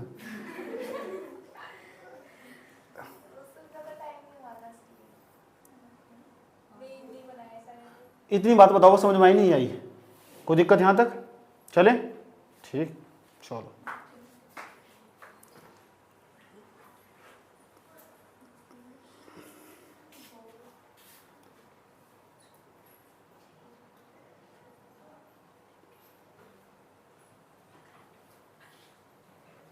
बात समझ में आ रही।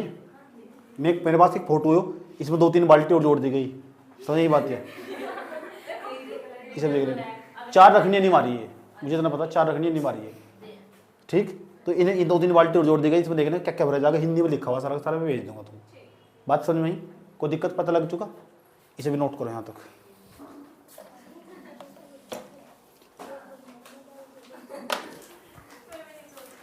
क्या समस्या कहाँ आ रही है, पहले देखो समस्या कहाँ आ रही है। जो बायोमेडिकल वेस्ट है ना, इसका प्रबंधन करने में समस्या कहाँ आ रही है। जो भी बायोमेडिकल वेस्ट देख रहे हो तुम, इसका प्रबंधन करने में समस्या कहाँ से। तो हेडिंग अगली, बायोमेडिकल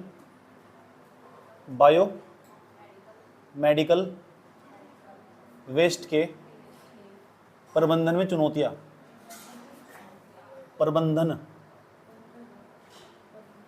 बंधन नहीं आए हो, प्रबंधन में चुनौतियां, कभी 12वीं निकल जाइए उन तो।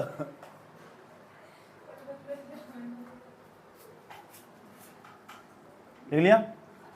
अब सवाल, अब मैं तुमसे ही पूछूंगा, तुम बताओगे क्या क्या चुनौतियां आ सका। पहले नंबर का पॉइंट, जब ये बॉक्स उठाकर रखोगे ना, सबसे पहला काम हो, जो हमारे यहाँ अस्पताल है ना, ये भी जागरूक ही नहीं है, सीपीसीबी जो सीपीसीबी की गाइडलाइंस है ना, उसे लेके जागरूक ही नहीं है। इनके ऊपर कोई ये काम ना करे ना, 4 बॉक्स नहीं रखा अपने यहाँ से, तो इन पर कोई कार्रवाई करने आता भी नहीं। जो आगा और रजिस्टर लेकर आराम से चला जाएगा, वहाँ कोई बात नहीं, तो एक बाल्टी रख कर कोई वो भी लोहे की, कोई टेंशन नहीं है। सही बात है। तो ध्यान से सुनो, पहले नंबर पर लोगों में जागरूकता का भाव। लोगों में तो कह नहीं सकते, इतना लिखना जागरूकता का भाव, क्योंकि लोग थोड़ा ही करेंगे काम, हॉस्पिटल वाले तो करेंगे। तो सिर्फ इतना लिखो, जागरूकता का भाव। जागरूकता का अभाव, जागरूक ही नहीं है लोग। ऐसे समझ लो, जो उनके वहाँ काम कर रहे हैं ना, वे उन्हें अच्छी तरह ट्रेनिंग दी गई, ट्रेनिंग दी गई, लोग बचते भी है इससे। सबसे बढ़िया माना जाता है उस कचरे को ना, जो लोहे वाला कचरा वो साइड कर लो, जो दूसरा कचरा था प्लास्टिक का, उसे वहीं भस्म करके जला दो, वो सबसे आसान है। कौन ड्रामा करेगा, जला दो, किसी को दिखने नहीं, राख बन जाएगी। तो किसी लैंडफिल साइट है उसमें जाकर दबा दो। और उन्होंने पता उसे जलाने पर वो एक प्रकार का डीएनए है, और डीएनए जब भी जलेगा ना, उसके अंदर नाइट्रोजन होगी, और नाइट्रोजन होगी, नाइट्रोजन के ऑक्साइड निकलेंगे, और जब नाइट्रोजन के ऑक्साइड निकलेंगे ना, तो नाइट्रोजन के ऑक्साइड वायु को प्रदूषित करते हैं। यह बात मैं पहले बता चुका था वायु प्रदूषण में, समझ गए। दूसरे नंबर पर चले गए। दूसरे नंबर पर की खास बात होगी इसमें ना, जो बायोमेडिकल वेस्ट, एक उनकी सबसे बड़ी खास बात ये हो बायोमेडिकल वेस्ट की, एक तो इलाज ही बहुत महंगा होना स्टार्ट होगा। महंगा इलाज होगा, नहीं होगा। जब महंगा इलाज हो जाएगा तो इनके प्रबंधन में खुद ही चुनौती आनी स्टार्ट हो जाएगी। अगर ये जब इलाज महंगा होगा तो इनमें चुनौती आगे नहीं आगी मैनेजमेंट करने में। कैसे आगे? इलाज महंगा होगा तो मेडिकल वेस्ट को मैनेजमेंट करने में क्या चुनौती आ गई? हाँ, ऐसा समझो, जब इलाज महंगा होना स्टार्ट हो जाएगा ना, तो इलाज जब ज़्यादा महंगा होना स्टार्ट हो जाएगा, तो जो इलाज महंगा होना स्टार्ट हो जाएगा, तो जो पैसा उन्होंने प्रबंधन करने पर लगाया जाना है कचरे पर, तो वहाँ कमी पड़ जाएगी। तो महंगा इलाज भी एक बहुत बड़ी चुनौती बन चुका। समझ में आया नहीं क्या कहने की कोशिश करी जा रही?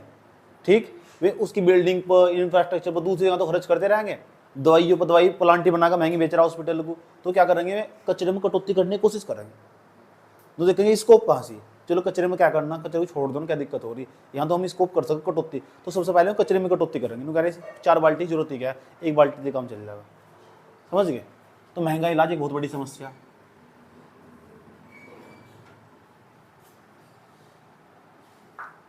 तीसरे नंबर पर चले जाओ और बताओ कहाँ समस्या आ सकती है। 4 बॉक्स है ना, ये किसी किसी अस्पताल में है ही नहीं। जो अस्पताल है ना, वे ना लापरवाही करते हैं। समझ बात है? 4 जो बॉक्स है ना, बॉक्स कह दो, बैग कह दो, क्योंकि इनके अंदर जो बाल्टी के अंदर जो येलो कलर की तुमने बाल्टी देखी थी अभी, येलो कलर की बाल्टी के अंदर येलो बॉक्स होगा, पन्नी होगी पूरी पूरी, वहाँ उस पन्नी को पूरा निकाल लेंगे। इन्होंने यहाँ की बाल्टी उठा कर कूद देंगे, नहीं, पूरी पन्नी निकाल लेंगे और सब बांध देंगे। कितना बेहतरीन मैनेजमेंट है। समझ में आया बात है? ठीक, आगे चलो। 4 बैग किसी अस्पताल में, किसी अस्पताल में है ही नहीं। 4 बैग का अस्पतालों में भाव।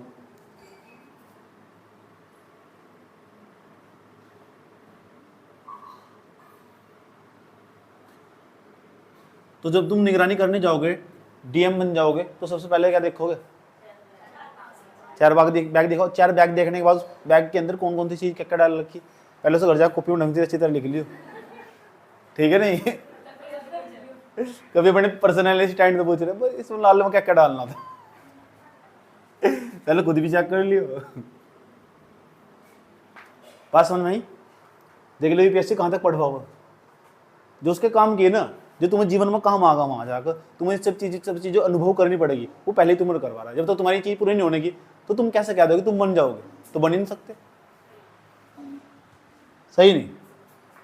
पॉइंट है बात में। तो जब तक तैयारी नहीं पूरी होती ना, तो जब तक नहीं हम कह सकते। हाँ, तैयारी तुमने पूरी कर ली और तुम्हारे याद हो चुका, फिर उसके बाद नहीं हो रहा, फिर तुम कह सको। पहले पूरा पढ़ो, पढ़ने के बाद उसे पक्का करो, फिर लिख का हो जाएगा। अगर नहीं मिला नंबर तो तब समस्या। ये नहीं कहना चाहिए कि मेरा नंबर नहीं आ सकता, इसमें किसी का नंबर नहीं आ सकता, ये तो मिथ्या भाई बात है, ये एकदम कोरी बकवास है। जब पढ़ाई नहीं पूरा तो कहाँ से नंबर आ जाएगा? अगला पॉइंट, तुम्हें लग रहा है कि 4 बैग चेक करने को आता होगा? इसका मतलब निगरानी तंत्र का अभाव है। हमारे यहाँ जो एसपीसीबी और सीपीसीबी ये अच्छी तरह निगरानी तंत्र के रूप में अच्छी तरह काम नहीं करते, इसलिए हमें एक नई बॉडी बनानी होगी जिन पर रेगुलेट करने के लिए अलग से ही एक कोई संस्था बनानी होगी, बार बार चेकिंग करने जाना। फिर देखो क्यों नहीं रखेंगे बैग, ये समझ गए?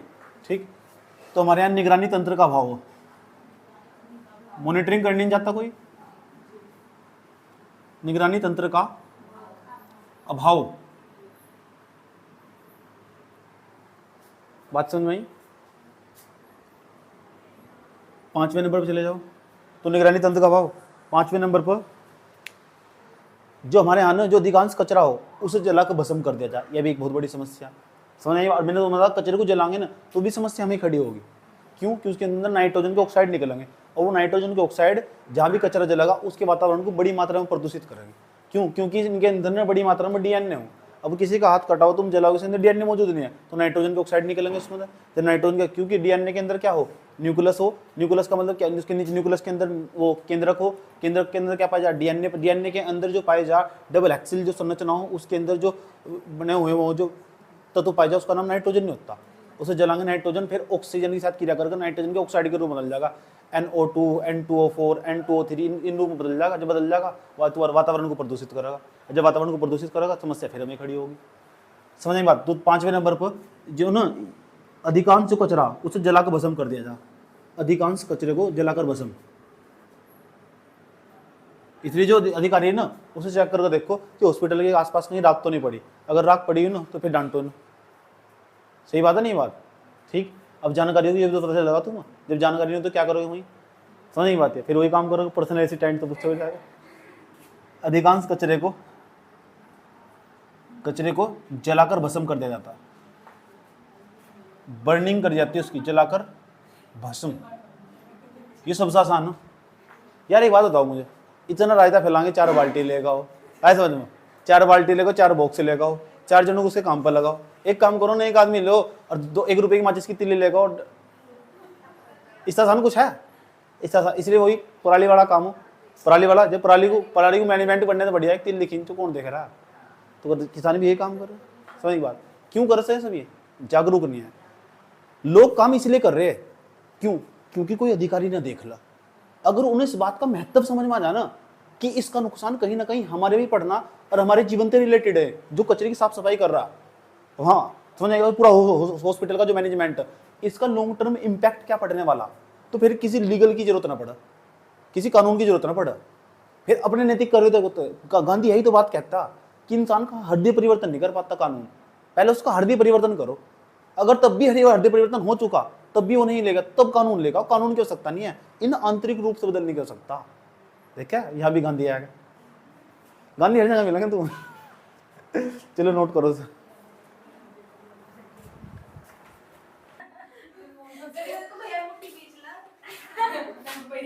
मैं तो चाटा खोल लूँ सीधा। इंपॉर्टेंट बात बता रहा हूँ तुम्हें, डाटा लिखता कुछ डेटा दे रहा हूँ। बायोमेडिकल वेस्ट भारत के अंदर कितना पैदा हो रहा और कितना पैदा हो रहा और कितना मेडिकल जो वेस्ट पैदा हो रहा, इसे तुम लिखते आंसर राइटिंग, क्योंकि पर्सन देने वाला हूँ, इसका उत्तर हम भी लिखेंगे। इसमें तुम यह बात कोड कर सको और यह बात ना फिर तुम्हारे पर्सन को बहुत संवेदनशील बना देगी। भारत के अंदर एक साल के अंदर नहीं, एक दिन के अंदर हर दिन 4 से लेकर 5 लाख किलो 4 से लेकर 5 लाख किलो वेस्ट पैदा हो रहा है भारत के अंदर एक दिन के अंदर। ध्यान से सुन लेना, भारत में एक दिन में, कितने दिन में? एक दिन में बायोमेडिकल वेस्ट पता कितना पैदा हो रहा है? 4 से लेकर 5 लाख केजी इतना वेस्ट पैदा हो रहा है। और सबसे बड़ी खास बात है, इस मतलब 28% जो है ना वो बिना ही प्रबंधन करे बच जा रहा है। उसका हमने प्रबंधन नहीं कर पाए उसे, वो बच रहा है, हमारे पर्यावरण को नुकसान पहुंचा रहा है उसे। वो साइड से निकल गया, प्रबंधन करके बच गया वो। एक दिन के अंदर 28% जो वेस्ट उसका ना मैनेजमेंट नहीं हो पाया, और इसका ना 28% जो वेस्ट उसका मैनेजमेंट नहीं हो पाया, प्रबंधन उसका प्रबंधन नहीं। बात समझ में क्या कहने की कोशिश करी जा रही है? इस लाइन को ना जुबान पर रट लेना जब प्रश्न का उत्तर लिखोगे। ऐसी लाइन अगर जिसके याद होगी उसका उत्तर ज्यादा नंबर मिला उससे। ऐसे कैसे लिखोगे? जब मैंने कहा तुम बायोमेडिकल वेस्ट का मैंने क्वेश्चन दिया तुमको कि इसके प्रबंधन में कौन कौन सी चुनौतियां, तुम एक लाइन स्टार्ट में टेक दोगे लगा जाओ। भारत में प्रतिदिन 4 से 5 लाख और 4 से 5 लाख किलो बायोमेडिकल वेस्ट पैदा होता है। जैव चिकित्सा अपशिष्ट पैदा होता है या उत्पन्न होता है, ऐसे लिखोगे। इनमें से 28% अपशिष्ट बिना रिसाइकिल हुए बच जाता है, ऐसे लिख सकते हो। यह लाइन बहुत संवेदनशील बना देगी। सोचो कितना सारा वेस्ट निकल रहा है और उसमें से 28% का प्रबंधन ही नहीं हो पा रहा। बात समझ नहीं आई? प्रश्न का उत्तर लिखते वक्त इस लाइन को कोड कर दो तो ज़्यादा अच्छा रहेगा। इतनी बात बताओ, समझ नहीं आई? और सबसे ज़्यादा जो वेस्ट पैदा हो रहा है कर्नाटक के अंदर, कहाँ से जो सब वेस्ट सबसे ज़्यादा पैदा हो रहा है ना, सबसे वेस्ट ज़्यादा पैदा हो रहा है कर्नाटक के अंदर, उसके बाद है महाराष्ट्र के अंदर। महाराष्ट्र वैसे जरूरत नहीं है इतने राज्यों के नाम, लेकिन मोटे मोटे तौर पर तुम्हें बता दिया कर्नाटक के अंदर सबसे ज़्यादा वेस्ट पैदा हो रहा है, बायोमेडिकल वेस्ट। समझ में आया बात? या तीसरे नंबर पर, दूसरे नंबर पर यूपी, समझ में आया बात? या यूपी, और तीसरे नंबर पर महाराष्ट्र, महाराष्ट्र मुंबई वाला, ठीक। उसके बाद है केरला, याद रहेगी। ये कुछ राज्य है जहाँ सबसे ज़्यादा। फिर एक लाइन तुम लिखोगे सबसे ज़्यादा बायोमेडिकल वेस्ट कर्नाटक में उत्पन्न हो रहा है। समझ में आया बात? है अगली हेडिंग तुम क्या बनाओगे? बायोमेडिकल जो वेस्ट पर्सन जैसा पूछा, उसने पूछा चुनौतियाँ क्या क्या रही, तो हेडिंग बना देंगे बायोमेडिकल वेस्ट के प्रबंधन में चुनौतियाँ, या जैव चिकित्सा अपशिष्ट प्रबंधन के समक्ष चुनौतियाँ। कौन कौन सी चुनौतियाँ इसके सामने आ रही, उस ऐसा करके लिखोगे। जागरूकता का अभाव, समझ में आई बात? फिर पूछेगा समाधान क्या है, तो जो चुनौतियाँ उसका समाधान बन जाए, दिक्कत ही क्या है, ऐसा समझो। इनका ये जो समस्या ना, जो कारण है वही तो उपाय है, इसे हल कर दो। महंगा जागरूकता का भाव, तो जागरूकता अभियान चलाओ, जागरूक कर दो लोगों को, समाधान वही तो पॉइंट लिखोगे। फिर उसके बाद इलाज महंगा, तो इलाज सस्ता कर दो। सस्ता करने से क्या होगा, जैसे हमने कुछ करा भी, क्या करा हमने आयुष्मान कार्ड बनाए, इस तरह की और नई स्कीमें लागू करने की आवश्यकता, सही बात है, या उसकी लिमिट बनाने की आवश्यकता, 5 लाख की जगह उसे 10 लाख कर दो। समझ में आया बात? ऐसे उसको तुम उदाहरण दे सको। 4 बैग 4 की जगह 6 बैग कर दो, समझ में आई बात? है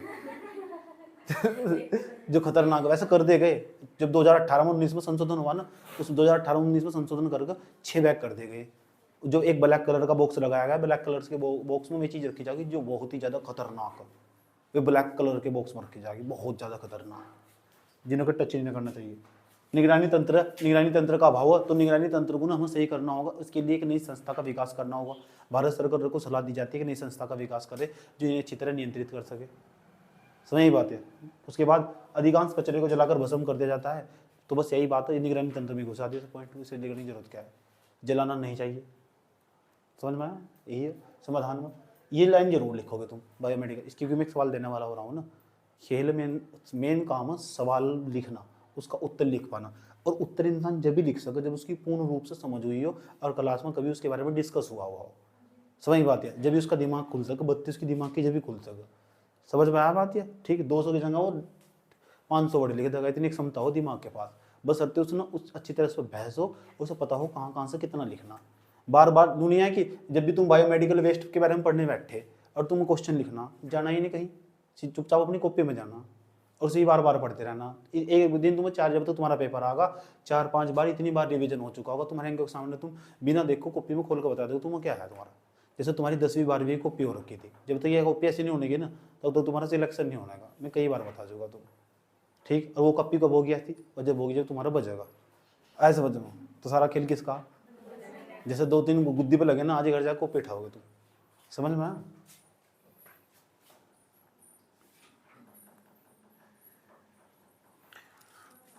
इतनी बात बताओ सर।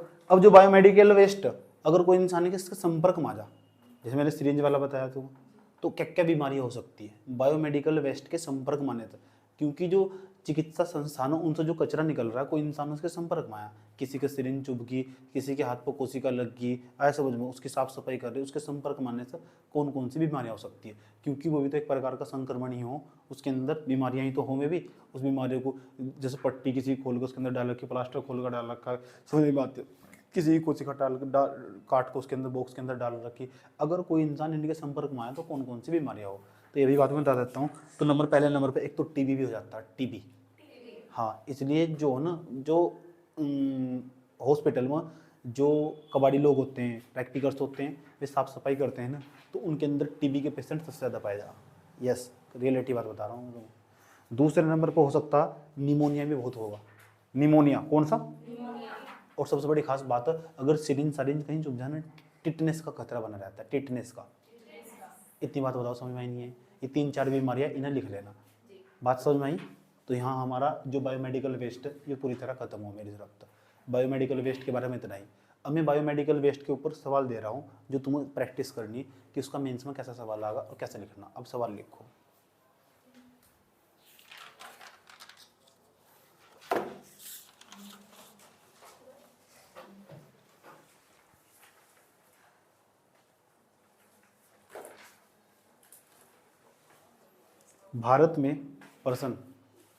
भारत में जैव चिकित्सा प्रबंधन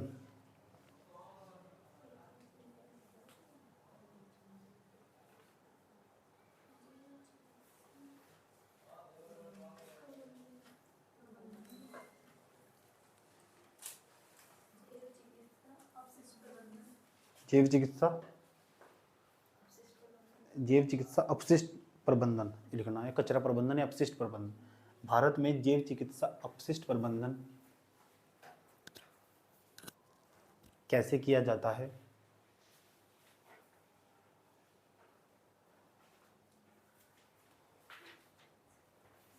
कैसे किया जाता है?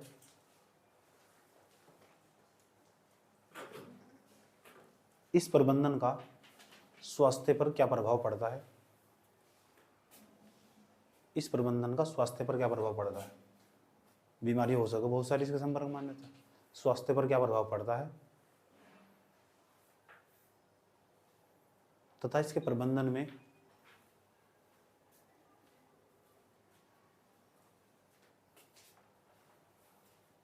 आने वाली चुनौतियों पर प्रकाश डालिए। तथा इसके प्रबंधन में आने वाली चुनौतियों पर प्रकाश डालिए। तथा इसके प्रबंधन में आने वाली चुनौतियों पर प्रकाश डालिए।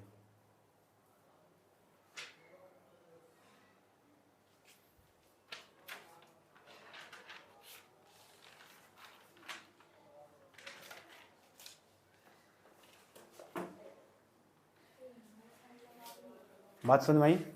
नोट करना चाहो उसे नोट कर लो।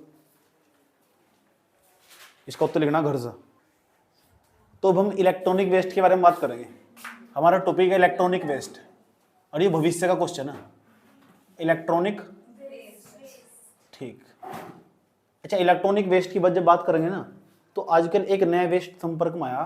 जैसे कह रहे इलेक्ट्रिकल व्हीकल को बढ़ावा दोगे तो उसके पीछे से निकल के आ रही बैटरी, और जब बैटरी ना फिर खराब होगी वह तो दोबारा तो उसका वेस्ट बढ़ागा। तो बैटरी को लेकर सरकार ने कुछ रूल जारी करे। इस बार मैं बैटरी वाले भी पढ़ाऊंगा और उससे लेकर पक्का सवाल पूछेगा 100% जो बैटरी वेस्ट है वो कैसे बढ़ रहा। पहले इलेक्ट्रॉनिक वेस्ट समझ लो। समझ में आया बात? या आराम से समझ लो। इलेक्ट्रॉनिक वेस्ट इलेक्ट्रॉनिक कचरा कहते हैं। कचरे की जगह दूसरा वर्ड यूज कर सकते हैं हिंदी में, अपशिष्ट। आया समझ में? तो इलेक्ट्रॉनिक वेस्ट की जगह हम कैसे कहते हैं? इलेक्ट्रॉनिक को हिंदी में क्या कहते हैं?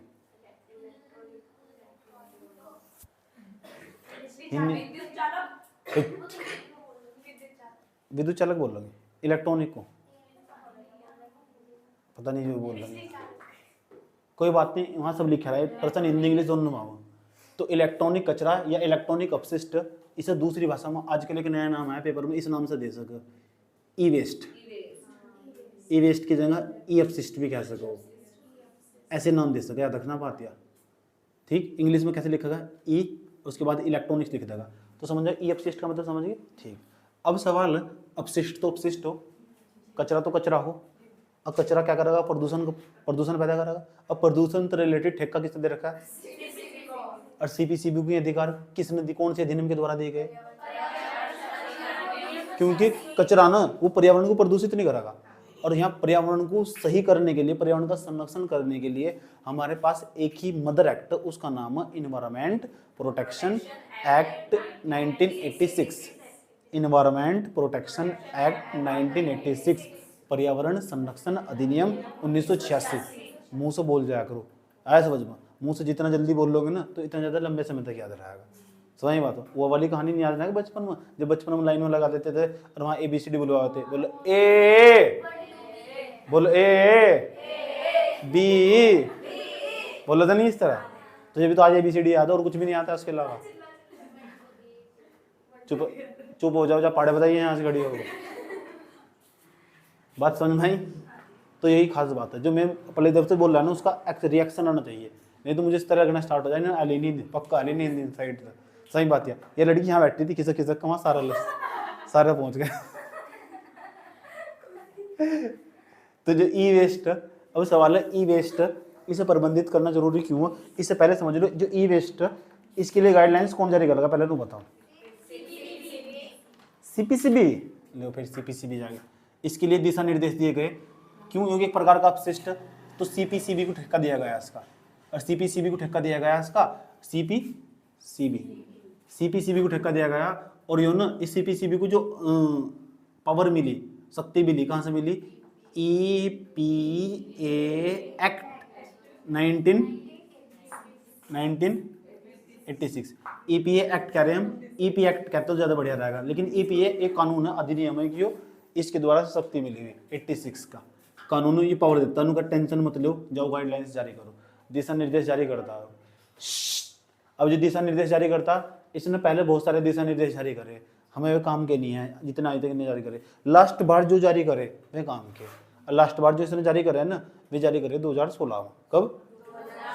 और 2016 के बाद 2021 के भी आगे चेक कर लेना एक बार में, इस पर कन्फ्यूज हो, समझ, अगर आए ना तो मैं कल को जरूर पढ़ाऊंगा इसके बारे में, समझ में आया बात है, इसलिए मैं कह रहा हूँ। तो लेकिन 2016 के ना बड़े महत्वपूर्ण, समझ में आया बात है, ठीक।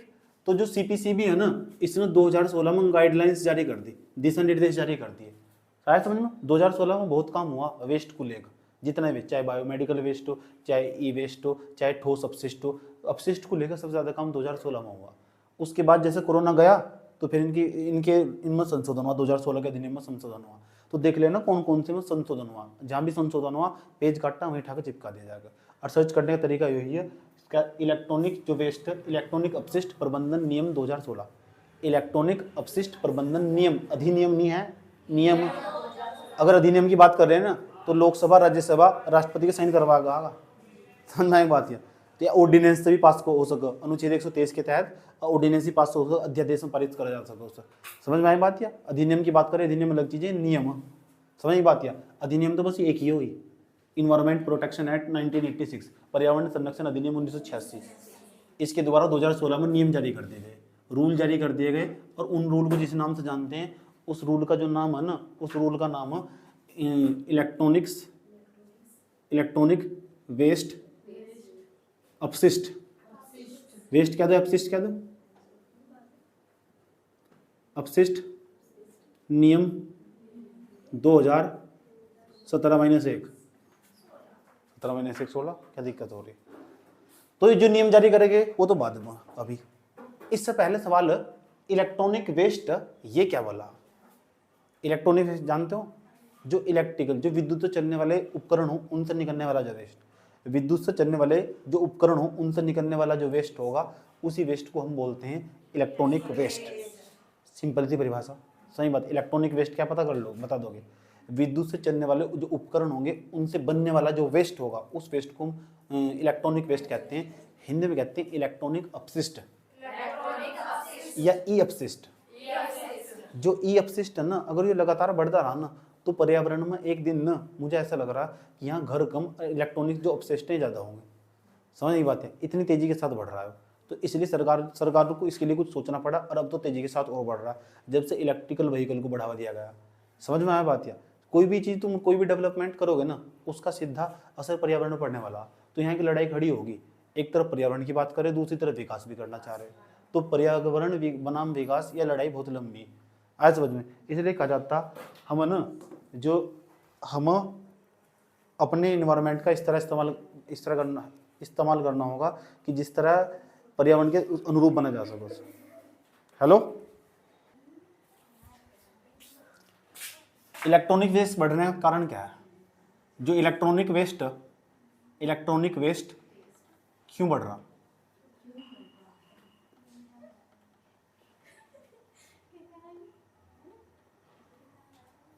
ठीक, ये तू घर चले जा ठीक है ना। पहले नंबर का पॉइंट, क्यों बढ़ रहा है इलेक्ट्रॉनिक वेस्ट, कारण बताओ। मेरे पास कितने मोबाइल फ़ोन है? 6 हो रहे मेरे पास, 5-6 मोबाइल फ़ोन हो रहे, 2 तो बॉक्स में रखे हुए नीचे, मैं तो मैं यूज़ नहीं करता। अब देखो क्यों, उपभोक्तावादी संस्कृति बढ़ रही है ना, उपभोक्तावादी संस्कृति बढ़ रही है। एक फोन से नहीं काम चलता, ऐसे अब आते मेरे तो सबसे पहले आते मेरे तो एक बात सवाल उठाते हैं, पता क्या, जब 4 फोन सामने देखते हैं ना, एक महिला आई मेरे पास बात करते, अपनी लड़की की बात करने आई, कहने लगी पक्का आपकी गर्लफ्रेंड होगी। इनका और कोई नहीं, 2-2 से बात करते होंगे आप। मैंने कहा यार कितने बदतमीज आदमी हो तुम। मतलब कहां अंदाजा, कहां तक सोच रहे हैं इंसान। उपभोक्तावादी संस्कृति बढ़ रही, तो उन्होंने कहां तक अंदाजा लगाया। इसका मतलब मेरे तो बस नहीं चलता, मैं तो 6 जेब, एक जेब यहाँ लगाऊं, एक जेब यहाँ लगाऊं।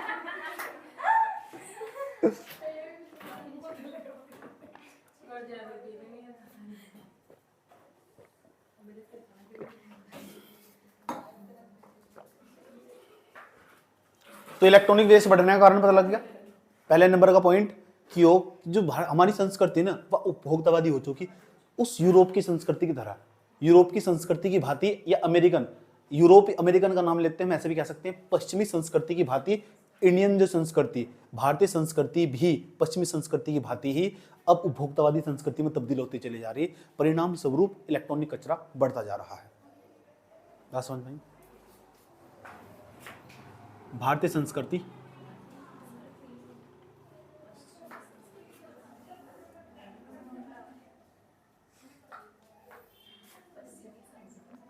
पश्चिमी संस्कृति की भांति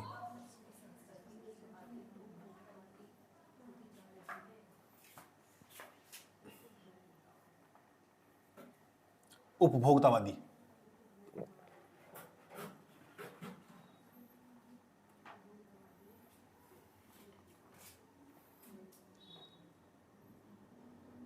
उपभोक्तावादी संस्कृति में तब्दील होती जा रही है।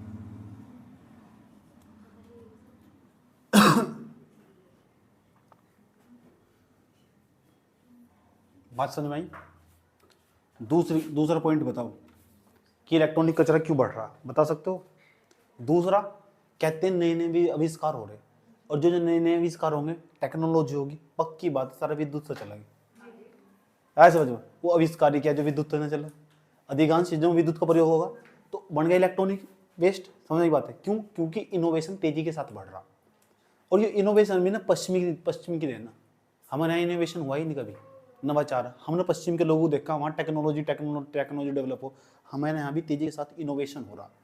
इनोवेशन जैसे हम स्कीम भी तो चला रहे, नई नई स्कीम, इनोवेशन को बढ़ावा देने के लिए, नवाचार को बढ़ावा देने के लिए स्किल प्रोग्राम चला रहे, प्रधानमंत्री के द्वारा कई सारे स्किल प्रोग्राम चलाए जा रहे। तो इनोवेशन बढ़ रहा, नवाचार उत्पन्न हो रहा, और जैसे नवाचार उत्पन्न होगा ना किसी संस्कृति के अंदर, तो ये समझ जाओ इलेक्ट्रॉनिक्स उपकरण बनाए जाएंगे इंजीनियरिंग के द्वारा, तो फिर क्या होगा, इलेक्ट्रॉनिक्स कचरा बढ़ता चला जाएगा लगातार।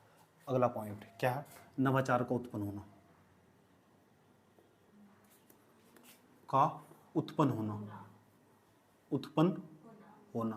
बताओ, नवाचार उत्पन्न हुआ, इससे भी पर्यावरण को नुकसान पहुंच रहा है। ऐसा समझ में, आविष्कार भी होना चाहिए। बताओ, तो एक तरफ किसी को फायदा होगा, दूसरी तरफ तो नुकसान होगा ही होगा। अब पर्यावरण की तो लड़ाई और विकास की लड़ाई बहुत लंबी लड़ाई है, ये कभी रुकने वाली नहीं। समझ में आया बात? है इसलिए कहते हैं विकास को न औकात में रख करो। विकास अच्छी बात करो, लेकिन पर्यावरण के हितैषी रहकर करो। ऐसा समझ में, पर्यावरण के हित में करो। समझ में बात है? पर्यावरण का हित में काम करना होगा। विकास करो इस तरह कि पर्यावरण को नुकसान ना पहुंचो, इसलिए उसे बोलते हैं सतत विकास। आया समझ में? Sustainable development. बात समझ में आई? आप दूसरा, इलेक्ट्रॉनिक जो कचरा आज तुम देख रहे, जो मैं तुम्हें पढ़ा रहा हूँ, इसके लिए अपलोड होने के बाद तुम्हारे पास, तुम्हारे घर में मोबाइल फोन में चला जाएगा, इसमें किसी सॉफ्टवेयर का प्रयोग होगा, और जो सॉफ्टवेयर है ये किसी इलेक्ट्रॉनिक उपकरण में यूज हो सके या वहाँ यूज होगा। तो क्या हो रहा है, जो सॉफ्टवेयर इंडस्ट्रीज है ना, जो सॉफ्टवेयर इंडस्ट्री है वे बढ़ रही, और जो सॉफ्टवेयर हैं वे किसी इलेक्ट्रॉनिक्स उपकरण के अंदर ही जा सकते हैं। तो जाएगा क्यों? सब चीज़ सॉफ्टवेयर पर निर्भर है। मोबाइल फ़ोन के अंदर बहुत सारे सॉफ्टवेयर है, गूगल प्ले स्टोर हुआ, फेसबुक हुआ, इंस्टाग्राम हुआ, वगैरह वगैरह वगैरह वगैरह, इस तरह के इस बहुत सारे सॉफ्टवेयर है। क्योंकि सॉफ्टवेयर इंडस्ट्री है, उनका तेजी के साथ विकास हो रहा है। जब सॉफ्टवेयर इंडस्ट्री का तेजी के साथ विकास होगा तो स्वाभाविक सी बात है कचरा बढ़ना ही बढ़ने वाला, क्योंकि हम सॉफ्टवेयर पर निर्भर हो चुके। आया समझ में? कुछ खाना चाहिए, पिज़्ज़ा, चलो जाओ पिज़्ज़ा हट पर जाए, पिज़्ज़ा ऑर्डर कर दिया, पिज़्ज़ा लेके बैठ कर खा रहे। आधों को पिज़्ज़ा ही नहीं खाना आता, पिज़्ज़ा खाने देख पिज़्ज़ा कहता किस तरह खाया जा। ऐसा समझ में, एक मार्केट में लड़की देखा पिज़्ज़ा किस तरह खा रही थी, भारतीय महिला की बात कर रहा हूँ, ऐसे लगे पहली बार पीछे पे बैठी हो, 2 घंटे से लेकर ऐसे खींचने पे लगी हुई। ऐसे खींचने पे लगी 2 घंटे तक लेकर। समझ में आई बात है। और इतना वो कांटे से खींचने लगे थे ना, अमी भी इसकी बराबर में बैठा होता है साइड में, तो मैंने ना इतना उसे मोड़ कर आराम से प्यार के साथ खा लिया हाथ पे ही। मेरी तरफ देख रही है, मैं ठहरा भारतीय संस्कृति वाला आदमी, मैंने कहा दिन में 5 बार खाऊं मैं से। अब ये जरूर थोड़ा है ना कांटे से खाना, हाथ से उठाएगा खा लो, क्यों मना थोड़ा ही कर रहा। ऐसे की इधर बात समझ में आई? चुप। तो सॉफ्टवेयर इंडस्ट्रीज है ना, तो लेकिन तेजी के साथ बढ़ रही है।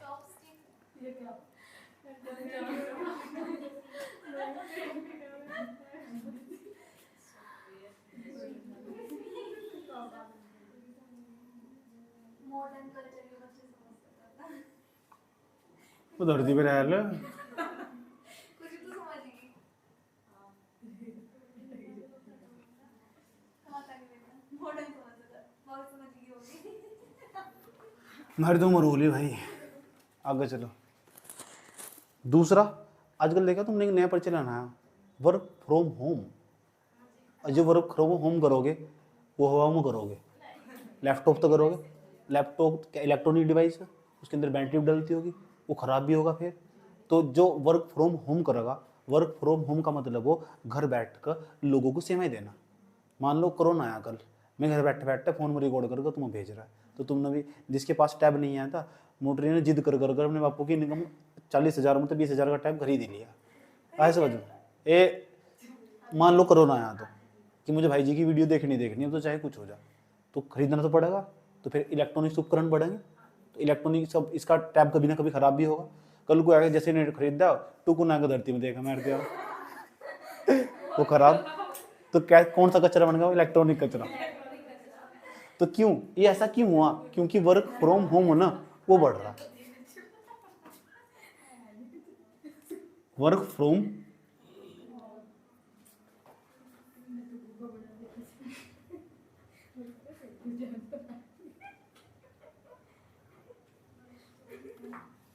समझ गए ना तुम? 5वें नंबर का पॉइंट। और बताओ इलेक्ट्रॉनिक वेस्ट क्यों बढ़ रहा है, बता सकते हो क्या? हाँ, इलेक्ट्रिकल व्हीकल बढ़ रहे, इलेक्ट्रिकल व्हीकल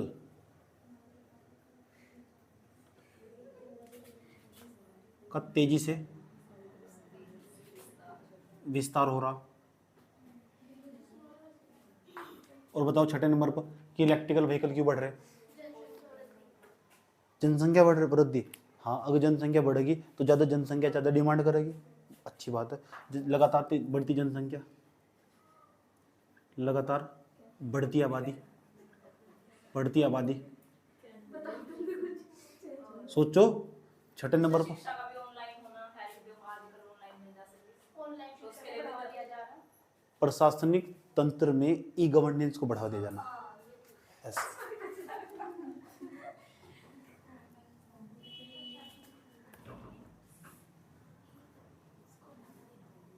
डिजिटल इंडिया।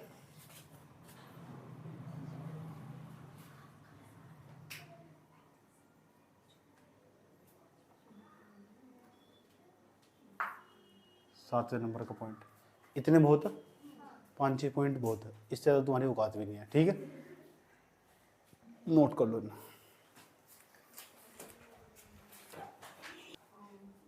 देखो जो इलेक्ट्रॉनिक वेस्ट है ना, अभी तुम्हें कुछ धातुओं के नाम लिखवाने वाला हूँ, वे धातुएं बड़ी हानिकारक हो तुम्हारे लिए। जो इलेक्ट्रॉनिक वेस्ट निकल रहा ना, उस इलेक्ट्रॉनिक वेस्ट में कुछ धातुएं प्रयोग हो जो मनुष्य के लिए बड़ी हानिकारक हो।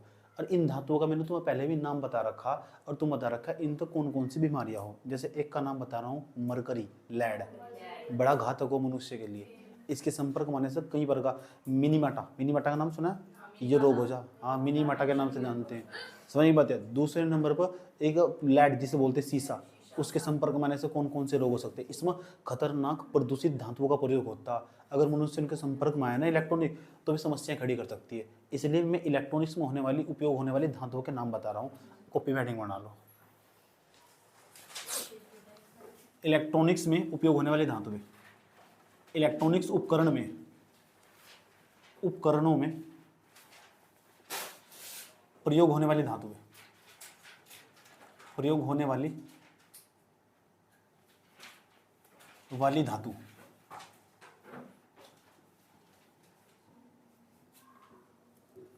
इलेक्ट्रॉनिक्स उपकरण में प्रयोग होने वाली धातु।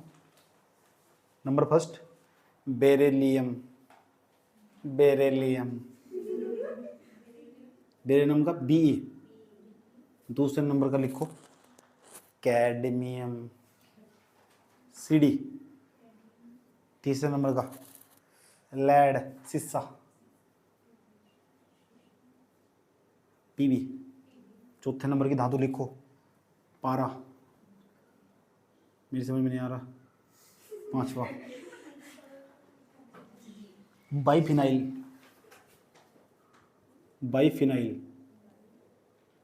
फिनाइल, यह भी एक प्रकार की धातु है।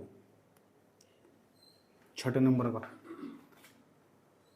उसका नाम आर्सेनिक, बड़ी खतरनाक हो। अगर पानी के अंदर आर्सेनिक की मात्रा बढ़ जाना तो पीने लायक नहीं रहता। पश्चिम बंगाल के अंदर आर्सेनिक की मात्रा बढ़ चुकी पानी में। सातवें नंबर का क्रोमियम, कोबाल्ट, मैग्नीज, ये सब इलेक्ट्रॉनिक्स उपकरणों के अंदर उपयोग होने वाली धातुएं। लिखाओ बोर्ड पर, ठीक।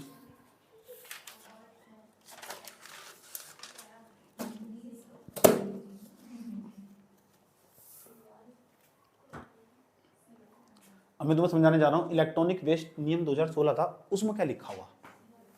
जो इलेक्ट्रॉनिक वेस्ट नियम 2016, अच्छा एक काम करना, जो नियम है एक बार इन नियम को डाल दिया इलेक्ट्रॉनिक वेस्ट नियम 2016 यूपीएससी हिंदी गूगल पर जाकर टाइप करो, उसके अंदर का जो हिंदी पीडीएफ खुल होगा उसे जरूर पढ़ना, उसके अंदर समा लिखना। बात वही लिखी रही जो मैं बताई तुम्हें, सेम समझ में आया बात। यार इतना भी लिख दो इतना भी काम चल जाएगा।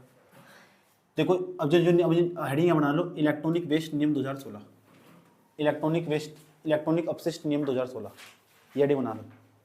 इलेक्ट्रॉनिक्स अपशिष्ट नियम 2016 ये हेडिंग बनाओ।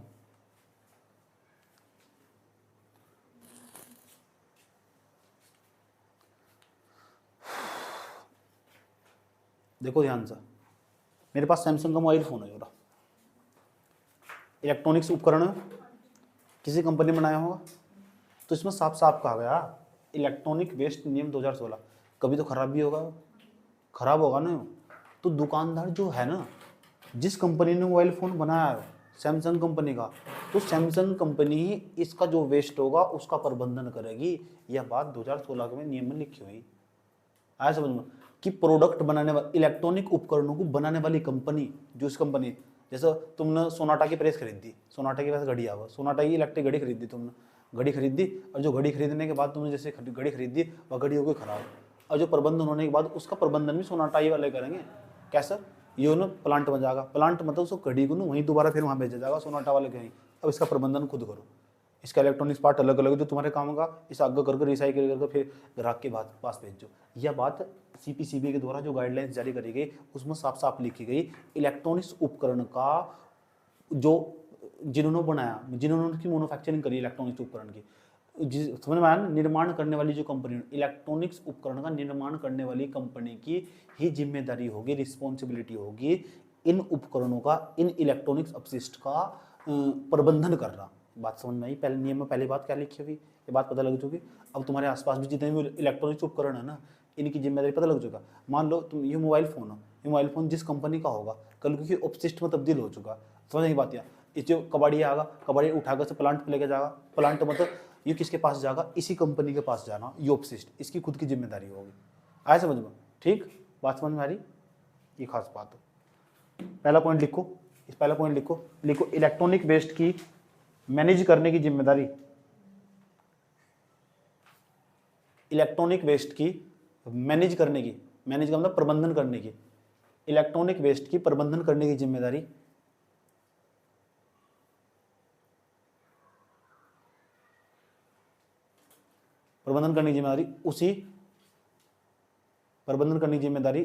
उसी कंपनी की होगी जिसका वह उपकरण है।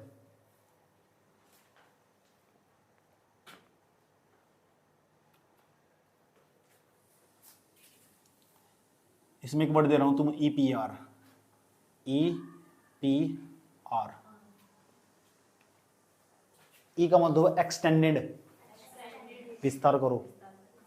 पी का मतलब प्रोड्यूस, उसको पैदा करो, उत्पादन करो, उसका विस्तार करो, उत्पादन करो। आर का मतलब रिस्पॉन्सिबिलिटी, जिम्मेदारी भी लो फिर इसकी कचरे की। समझ में आया बात है? ठीक, अगला पॉइंट लिखो। इस हिंदी में क्या बोलेंगे? विस्तार लिखो, विस्तार, विस्तार कोमा उत्पादन, कोमा उत्तरदायित्व। विस्तार, उत्पादन और उत्तरदायित्व की जिम्मेदारी भी कंपनी की होगी। समझ में आया? की जिम्मेदारी भी कंपनी की होगी।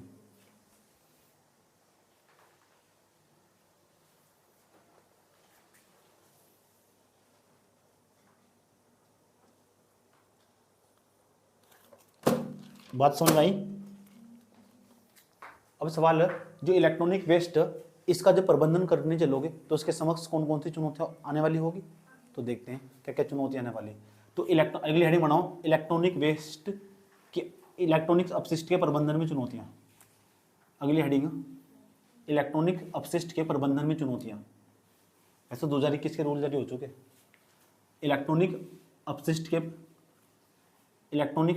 के प्रबंधन में चुनौतियां, इलेक्ट्रॉनिक अपशिष्ट के प्रबंधन में चुनौतियां, अपशिष्ट के प्रबंधन में चुनौतियां।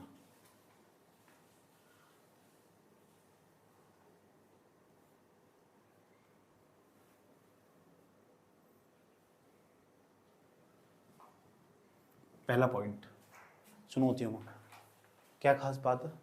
लोग मोबाइल फ़ोन उठाया, 4 मोबाइल फ़ोन ले रखे, फालतू में ले रखे, आया समझ में? और ये नहीं पता है बाद में कचरा भी बनेंगे। इस कचरे की जिम्मेदारी किसकी होगी? वो जागरूक नहीं है। आया समझ में? और जो जागरूक है वो अपनी जिम्मेदारी नहीं समझते। समझ में आई बात? जो जागरूक है वो अपनी जिम्मेदारी नहीं समझते। मेरी तरफ क्या देख रहे हैं? बात समझ में आई बात? या ठीक, वो अपने आप को बहुत बड़े 30 मार्क खास समझते हैं। गलत बात है ना। तो सबसे बड़ी खास बात है, पहले नंबर का जो पॉइंट मैं तुमको बताने जा रहा हूँ, पहले नंबर का पॉइंट यही है कि जो हो लोगों में जागरूकता का भाव। पहला पॉइंट लिखो, लोगों में जागरूकता का भाव, लोगों में जागरूकता का भाव। लुगाई मत लिखना, लोगो लिखना। दूसरा पॉइंट,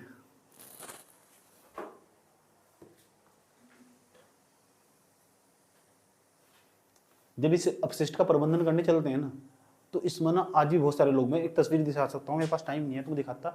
जब इलेक्ट्रॉनिक वेस्ट का प्रबंधन करने चलते हैं तो इसमें महिलाएं, बच्चे, जिन्हें कुछ जानकारी नहीं है, तक रेडियो एक्टिव तत्व भी निकल सकते हैं यार।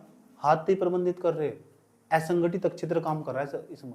जब इसका प्रबंधन करने चलते हैं, इनमें ना असंगठित क्षेत्र वाले लोग काम कर रहे हैं। असंगठित क्षेत्र वाले लोग जिन्हें इलेक्ट्रॉनिक्स उपकरण की जानकारी नहीं है, जिन्हें जानकारी नहीं है, अगर उन तो रेडियो एक्टिव किरणें निकलनी स्टार्ट होगी, मर नहीं जाएंगे में। ऐसे वजह में तो एक बहुत बड़ी समस्या, जिसे जानकारी उसे नहीं पता कौन सा पार्ट अलग करना। तो आज भी इस क्षेत्र में जो इलेक्ट्रॉनिक वेस्ट इसका प्रबंधन करने में आज भी औपचारिक क्षेत्र अपनी बड़ी बड़ी भूमिका निभा रहा। औपचारिक क्षेत्र को हम असंगठित क्षेत्र कहते हैं। वो एक ऐसा वर्ग जिसे उस चीज़ की ट्रेनिंग ही नहीं है कि इलेक्ट्रॉनिक्स जो उपकरण वो कौन कौन सी चीज़ को किस तरह पृथककरण करना। तो उसके प्रबंधन में बहुत बड़ी चुनौती यहाँ भी आती है। आज समझ लो, उसे कहा टीवी का पार्ट अलग करना, 28 दिन मार दी उसमें। आए समझ में? उसके अंदर तो बहुत अच्छी अच्छी चीज़ें अलग अलग कर साइड कर निकाली जा सकती थी। हो सकता है उसे इस बात के लिए ट्रेनिंग देते और पार्ट को अलग करना सिखाते तो अच्छा रहता। इसलिए प्रशिक्षण देना बहुत जरूरी है उनके लिए। तो समस्या प्रबंधन करने में एक समस्या यह भी आ रही, पता कौन सी समस्या आ रही? क्या कि इस क्षेत्र में ना आज भी बड़े पैमाने पर असंगठित क्षेत्र या औपचारिक क्षेत्र काम कर रहा, अनौपचारिक क्षेत्र। बात समझ में आई? लिखो, इस क्षेत्र में कचरे के पृथक्करण में, इलेक्ट्रॉनिक कचरे के पृथक्करण, ई लिख दो बस। इलेक्ट्रॉनिक कचरे के पृथक्करण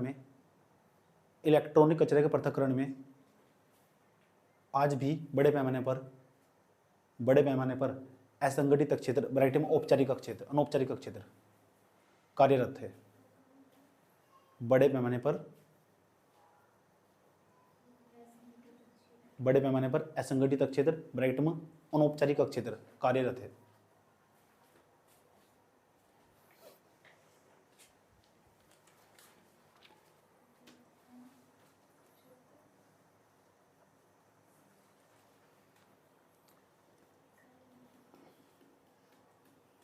बात समझ में आई है।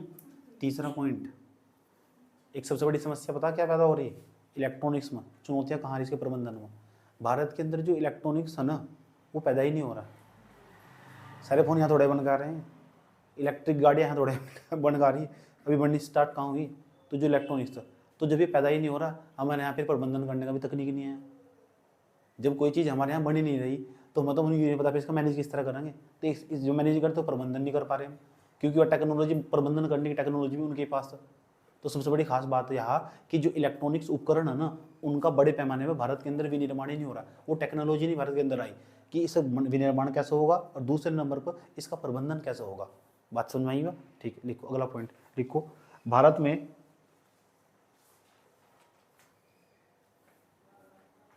इलेक्ट्रॉनिक उपकरणों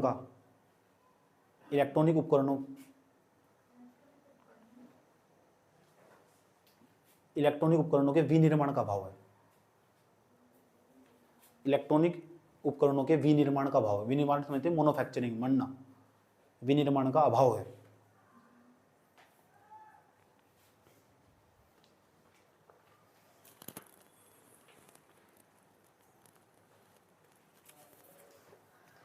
मेंस का सवाल लिखो, टॉपिक खत्म हो चुका। मेंस का सवाल लिखो, आने वाले वर्षों में उत्तर लिख लेना इसका IoT। आने वाले वर्षों में IoT, ये सब इलेक्ट्रॉनिक्स उपकरण हो, इंटरनेट ऑफ थिंग्स लिखो। आने वाले वर्षों में इंटरनेट ऑफ थिंग्स IoT, कृत्रिम बुद्धिमत्ता, आर्टिफिशियल इंटेलिजेंस जिसे बोलते हैं, कृत्रिम बुद्धिमत्ता, बुद्धिमत्ता नहीं है, बुद्धिमत्ता हो, AI बोलते हैं sir, AI short form, artificial intelligence, इनमें सब में इलेक्ट्रॉनिक्स उपकरण यूज हो रहे। कृत्रिम बुद्धिमत्ता तथा बैटरी चलित गाड़ियाँ, इलेक्ट्रिकल व्हीकल, बैटरी चलित गाड़ियाँ लिख लिया, आदि बढ़ने वाली हैं, बढ़ ही रहे हैं इलेक्ट्रॉनिक उपकरण, आदि बढ़ने वाली हैं,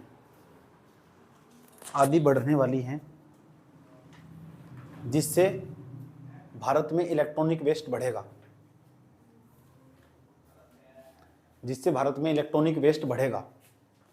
बढ़ेगा नहीं बढ़ेगा। ठीक, उन्होंने प्रश्न खुद ही बता दिया, तुम क्या बता रहे। भारत में इलेक्ट्रॉनिक वेस्ट के लिए कौन सी गाइडलाइन तैयार की गई है? भारत में इलेक्ट्रॉनिक वेस्ट के लिए कौन से दिशा निर्देश तैयार किए गए हैं? भारत में इलेक्ट्रॉनिक वेस्ट के लिए कौन से दिशा निर्देश तैयार किए गए हैं? कौन से दिशा निर्देश तैयार किए गए हैं?